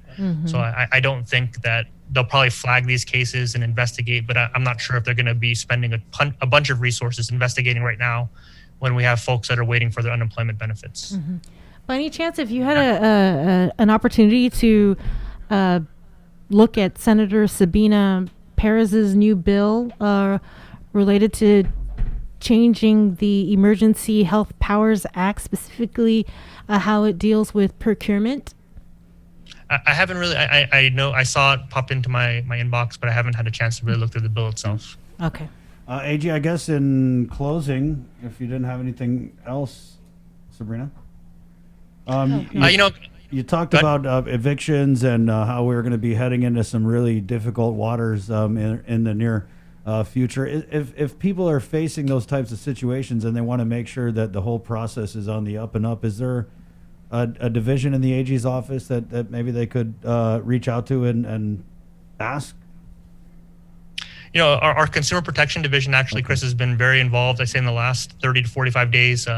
Deputy Fred Nishihara and I think Attorney Ben, I just know him as Ben, they've been actually fielding calls from tenants and landlords. So they do have some information at our Consumer Protection Division, and their email address is consumerprotection@oagguam.org. Our information, our phone numbers are also available on our website, but I know that I popped in last week, and they're actually receiving calls from landlords now who want to make sure that if they are moving forward with an eviction, that they're not violating the law. So I think it's just important for us to put out there that you can't just go and change the locks. And I'll tell you, Chris, we heard maybe about a month and a half ago about a family who went out to buy groceries, came home, and their locks were changed. Just like that, the landlord came in, So our investigators and our attorneys were able to go and to make calls and to try to tell the landlord, you can't do that. That's not the proper way, especially when there's a moratorium on eviction. So, anything that we can do to put out there that, yes, you have to pay rent, but, that kind of situation where you go out and you come back home and you can't get your stuff. How are you? And they're threatening to call the police on you. Sorry, AG, were you guys able to resolve that did they let him back in or? I think that, we always tell them you're going to be liable potentially. You guys need to work it out. If the tenant is willing to move out, at least allow them to get their stuff and to coordinate that. So I know that our office has intervened in at least 2 or 3 where the landlord has kind of allowed the tenant to the appropriate amount of time to gather their belongings and to move out or to come up with some kind of agreement. So they've been very active. And, again, that's kind of the good work that they've been doing that doesn't make the headlines necessarily, but it's very important work for those families that they've kept the roof over their heads, even temporarily.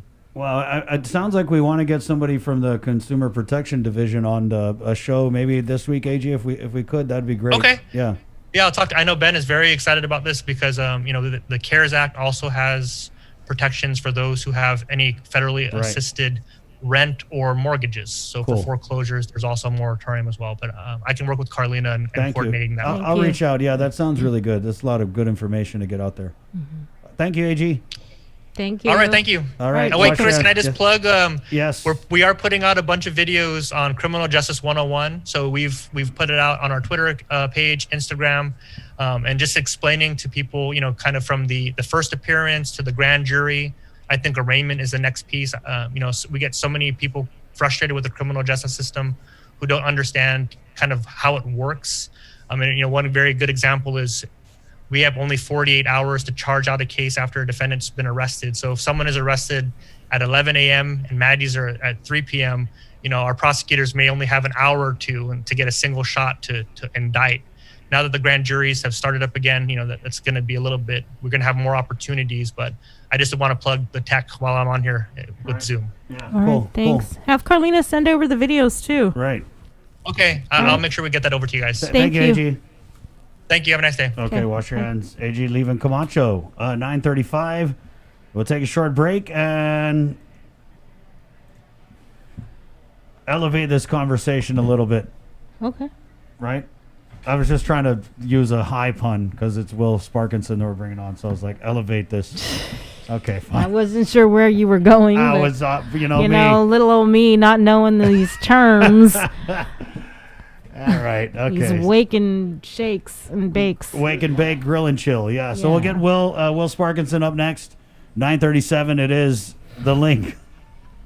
GU Self-Storage, conveniently located near the Harmon McDonald's. We offer affordable rates, online payments, and auto bill pay for your convenience. Plus gate access daily from 6 a.m. to 9 p.m. Call us today at 648-7867 for more information. We got your 6 at 6 a.m. with the link on Breeze 93.9 FM. Bree and I connect you with all the latest news and information you need to know to start your day. Then check back with Guam's news leader at 6 p.m. for the day's top headlines with KUAM News Primetime. From 6 a.m. to 6 p.m. and everything else in between with KUAM Digital, we got your 6.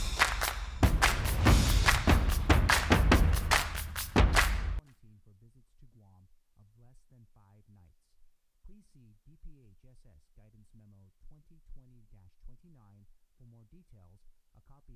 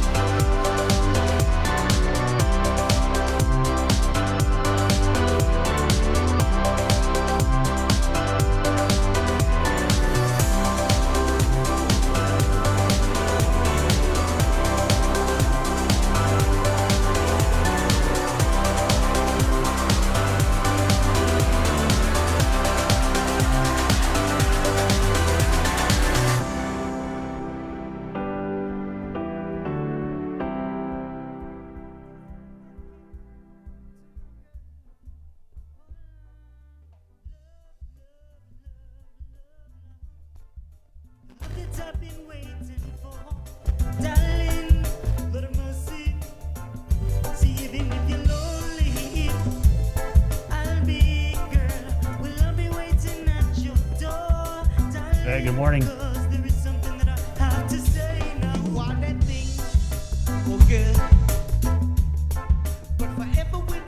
Bree was like, I should have played a weed song. I can start over if you want. No. No, that's not No, I over. figured you would have brought in some weed. No, Since Will. you were so excited. We're going to go with Mr. Parkinson. Will has some. He's got the stash, I think. Will? Are you Hey, how's it going, waked guys? and baked? I hope you're having a blessed morning. We are. Thanks had for to- having me on the show. Of course, Will Parkinson of the Cannabis Control Board. Just a newsflash, we've been following along. I actually had to tell Sabrina what wake and bake is, just so you know. And also, the AG has never. It's a time-honored tradition of medical cannabis users waking up in the morning and starting off fresh. You know, that smell of Folgers in the morning, they have that same reaction to some high-quality bud in the morning, you know? It's all a good time. And what do you believe are some of the medical benefits of cannabis over coffee in the morning, Will? Well, I think it's better for stress, you know, and long term, I'm not a big fan of caffeine. I don't drink coffee myself, so all my morning energy is au natural, and you know, I just don't like that dependency factor of caffeine. Mm-hmm. Right on. Well, there you go, Bree. You convinced yet, or what? No, I'll Let me stick know. with my coffee You over got to cannabis. give me a 24-hour heads up, though, so I know what to bring in for you. Now, Will, on a serious note here, so the rules and regs for adult use cannabis done, correct? Well, we are at the finish line. We have just gone through all of the sections of every part of our draft through the public hearings, and now we are forwarding them to the compiler of laws so that they can put the bill together in a cohesive manner together, you know, as a single unified bill. And I would be shocked if we did not have the thing passed by the end of this week and ready for public review, because that's the next step. Right. Is we have this compiled as a single omnibus bill. We release it to the public, and they have time to read it and comment on it, and we get to make any last-minute changes based on public input. But this is a Spike the Football tour. We are there, and I am happy to report that we are through all the sections of the draft, and it's moving along. Mm-hmm. Like, I understand that people are upset that we didn't make our deadline of April, but once we got back to working after COVID allowed us to work again, we did our best to finish the rules with the amount of time we had left from before coronavirus. That was our big goal. Mm-hmm. Like, even if we couldn't do it on time, we still wanted to do it within the time frame we were allowed. And I'm very happy to report that it looks like we're going to finish it in time. Well, so what happens after? What's the public comment period? Is that like 30 days? Excuse me? The public comment period, is it 30 days? No. I believe what we're gonna have in store for public comments is we're gonna have a weeks long. That's we were planning before coronavirus. We're gonna have a week worth of public hearings at different times of the day, so that every citizen of Guam could find a time frame during the public hearing week that they could come out and make their voices be heard. You know, so that was one of the things we're looking at. We're looking for a very varied public hearing comment time, so that people can go out and, you know, let their position be heard on it. And because that was one of the things I was always worried about with public hearings, is I know a lot of the times, especially with like how the legislature does it, you know, not everyone could be at all these public hearings because of work or other responsibilities. So we want to avoid that pitfall and give people plenty of opportunities, because this is a community project, and we do want to get the community's input to, you know, make sure they're happy with it too. Right. Well, let's just start with these new rules and regs. Will gift giving of cannabis among adults still be allowed under the new rules and regs? I'm sorry, what? Will the gift giving of cannabis among adults still be allowed under the new rules and regs? Oh yeah. the rules that we're putting into place have nothing to do with personal consumption or anything. This is strictly industry rules. Okay. Personal rules have been set by the original bill, Right, and we right. can't touch that. So Okay. things like home cultivation and 6 plants. carrying limits, Right. we don't really have any say over that because that's written hard into the I law see. already. So I guess, are there caps for commercial licenses? For example, if I want to own a bunch of dispensaries, is there a limit on the number of dispensaries that I can own, or I could get a commercial license for? Well, right now we don't have any caps on licenses. Okay. I believe right now that we have a fresh industry and we don't need to do anything to discourage people from investing into the industry and getting something stood up. The guiding principle that we had on the board was we want to be as least onerous to businesses as possible. We want to make sure that we are not getting in the way of people starting these businesses, because these businesses are major operations. Some of them can go into the millions of dollars to stand up and operate. Right. And so I don't think we need to patronize and condescend to these business people about how they need to run their business. They know what they need to do to make that business successful. So we just need to get out of their way. Well, Put down the minimum framework that we can, and then let survival of the fittest do its thing. what about the independent lab? Will an independent lab still be needed for farms and dispensaries to operate? I believe there are some packets in the works for labs, but I have an idea that people had thought was controversial at the time, but my position was, if we are all ready to go and labs are the last thing that are holding us back, we need to look at the precedent that some states have done, where they have a rule written in place where if they can test, they will test. But if for whatever reason they do not have enough testing labs, they have a provision that allows them to waive testing for the good of the market. I got my pee-pee slapped a little bit for that one, but I think that's the answer. If for whatever reason the labs are not ready to go, there's jurisdictions in the states that don't even require testing at all. But we'll cross that bridge when we come to it. I'm told that there are plenty of packets with labs ready to go. So if that's the case, then my position is a moot point anyway. Let's talk about the future of adult use cannabis on Guam with the rules and regs. What types of businesses are going to be allowed? Are we going to see Amsterdam-style cafes? What? I guess if you could just give us some examples of what will be allowed for, I guess, consumer use. Not necessarily the big dispensaries and stuff, but I'm thinking more of these cannabis boutiques. I think they call them. Edibles. Right. Yeah, the edibles. Oh, Bree knows about the edibles.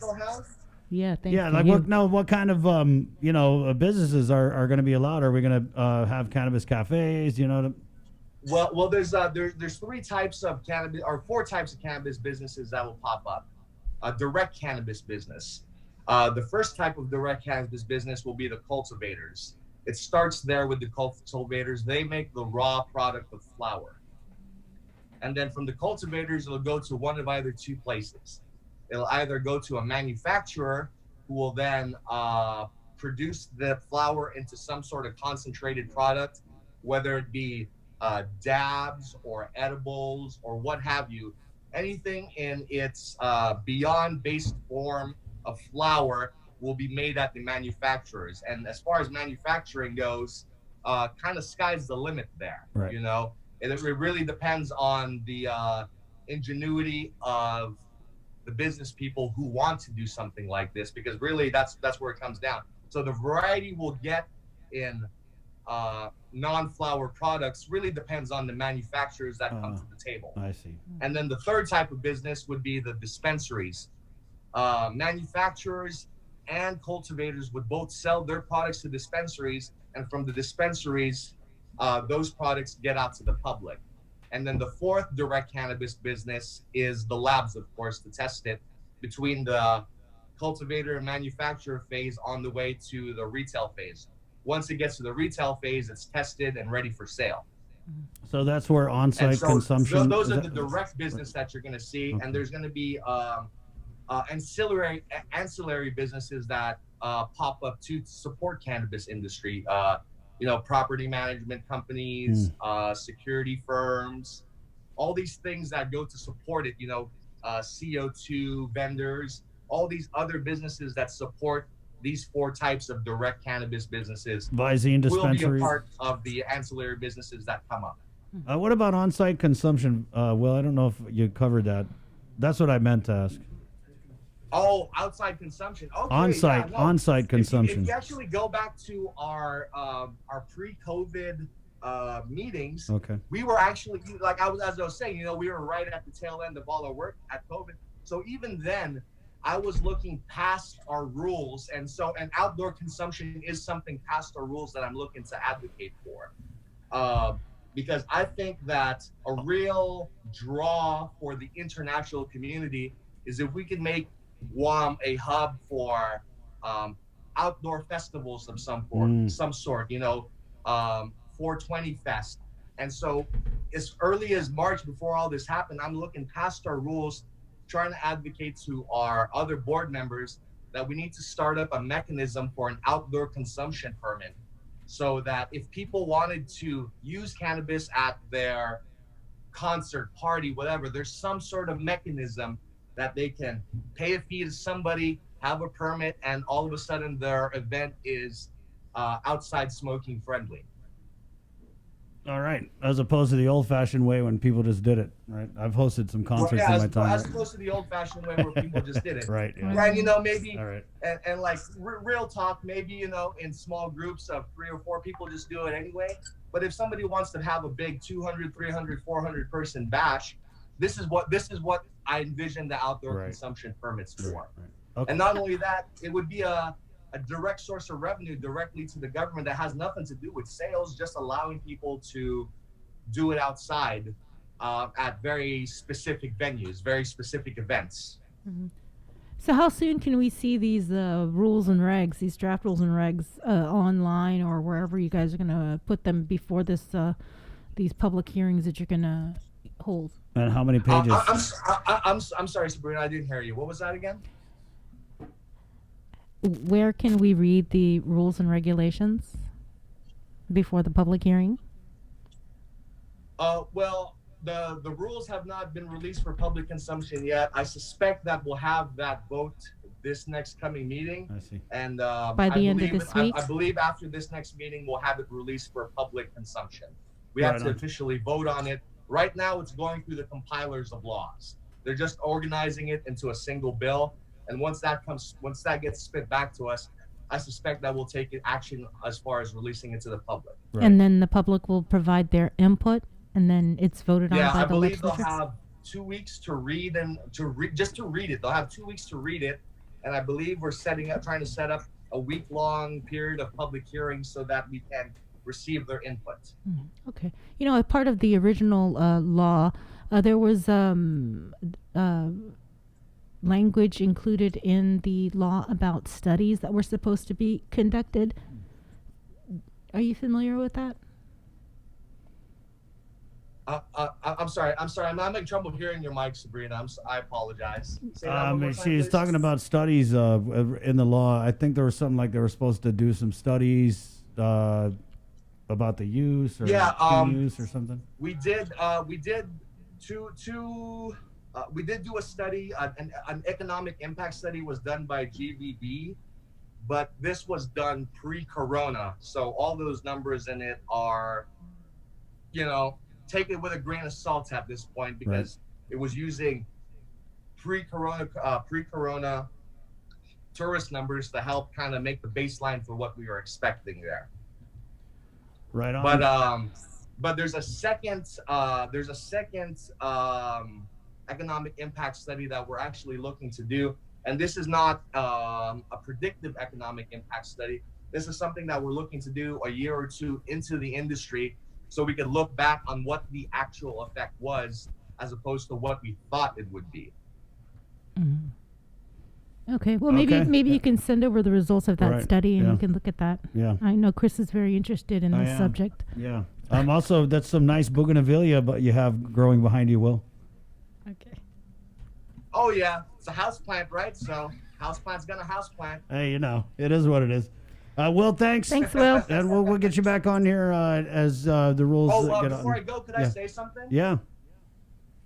Yeah, I got two things to say. First, the first thing I want to say is, as a board member, I want to personally thank former director Linda Denorsi for her service to the Cannabis Control Board. She has truly been a titan on our board, and we couldn't have done half the work we did without her. And like losing her on this board was like losing an arm. And I just wanted people to know how truly good she was to this board, and I want to thank her for her service. Thank you, Linda Denorsi. And the second thing I want to add, I want to say as a voter, to the senators that passed the cannabis laws. I believe in rewarding our politicians when they do the right thing. So for all the senators that voted yes on passing cannabis, for one election cycle, I will 100% support you. If you need my help, I will knock on doors for you. I thank you all for the service you did to the cannabis industry. And I would encourage my fellow Sparkinson people who like to do the cannabis thing to also support these people that voted for cannabis. Because if we don't thank them and support them for doing it, how do we get politicians to act on the will of the people in the future?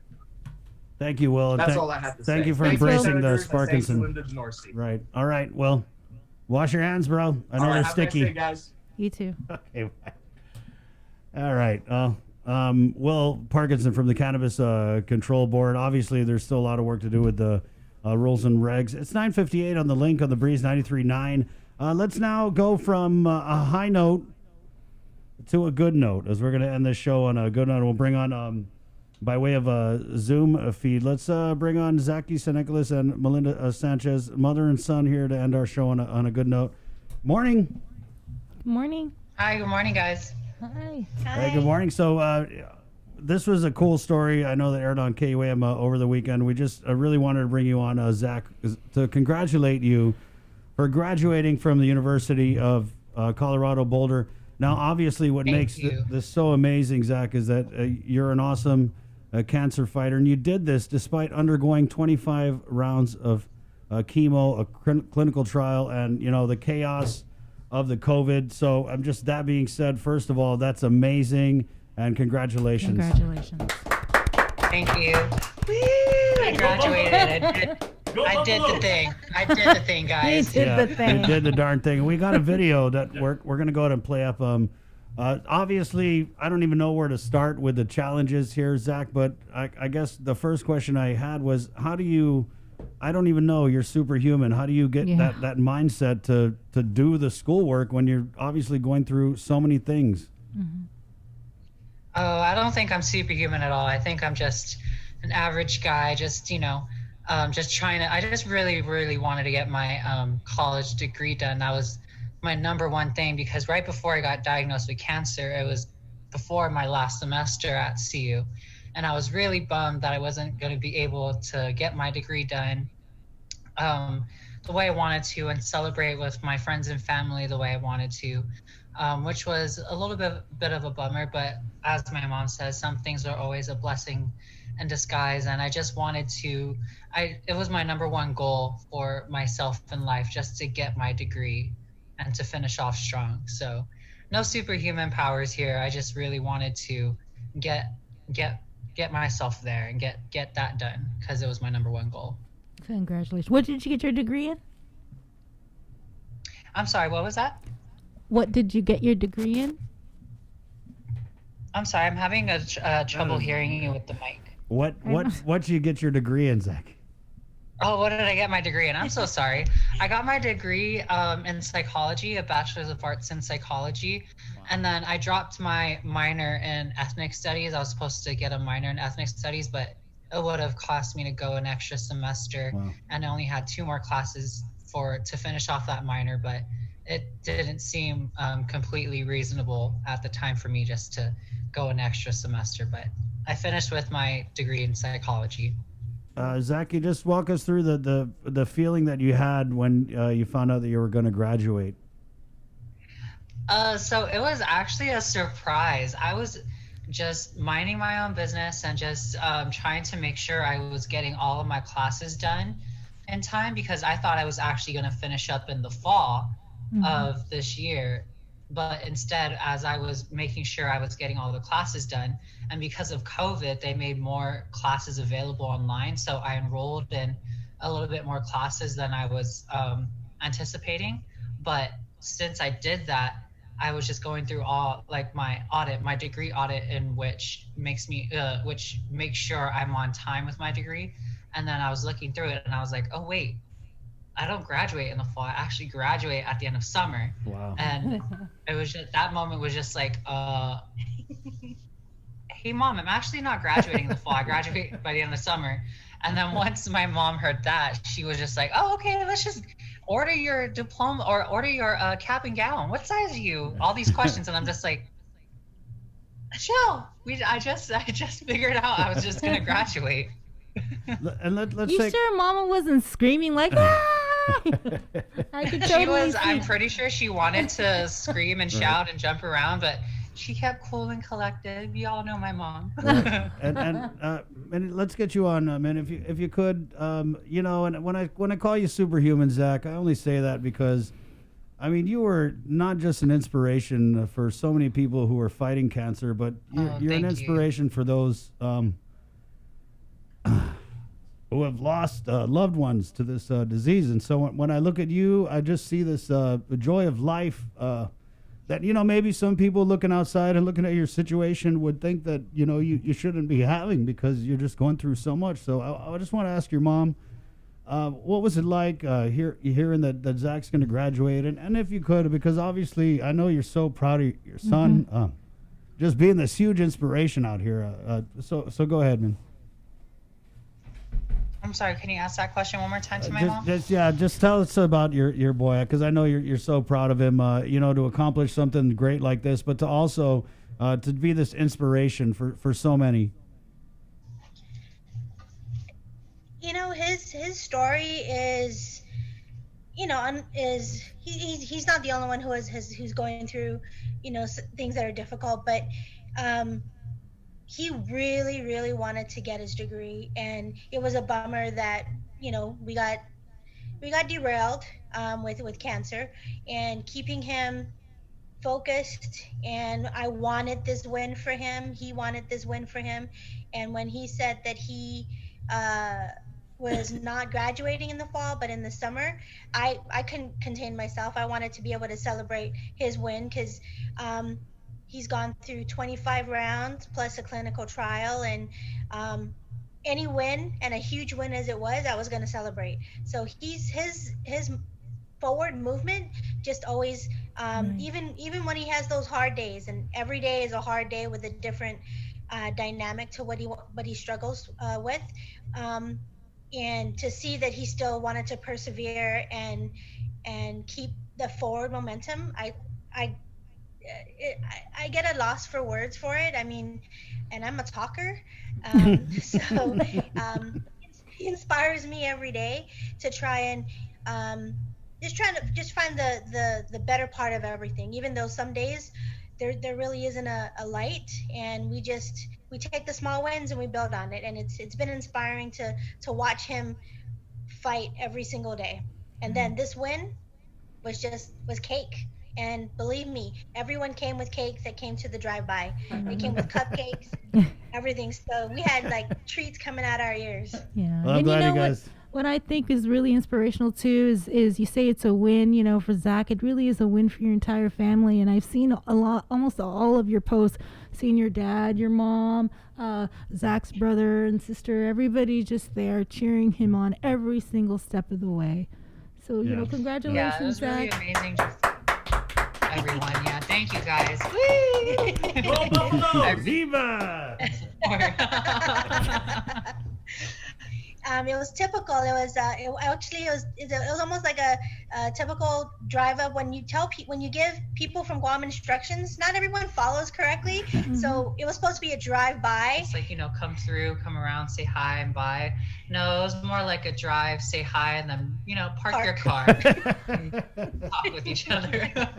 Socially distanced, but Right. we hadn't seen each other in months, so it was a nice time to gather and a good celebration to celebrate the damn thing that he did. Right. So that's why we wanted to bring you on, to really just recognize this great accomplishment, Zaki, on behalf of you and of course your family. So congrats. Thank you. Thank you, guys. And thank you guys. Thanks, guys, for celebrating Zach. Yes, All right. of course. God bless you guys, and you keep in touch, okay? We will. You take care. Be Okay. safe. That's wash your hands. Oh, there you go. That's how you end the show on a good note. It's 10:07. Good job today, Sabrina. Good job, Christopher. All right, and that's it. So the Link show on the Breeze 93.9 KUAM FM Agotni, Guam. It's all proudly brought to you by Polka, IT&E, and Calvo Enterprises. On behalf of our digital stream team behind the scenes, but right up front making things happen for you on the Link, thank you to Joe Sir, Jason, and Kensanity for Sabrina's... And Kengineer, of course. Good job today, Bree. Good job. All right, my name is Chris. Thanks for watching and listening to The Link. Hasta. Adios. Bye. Taco 12-pack.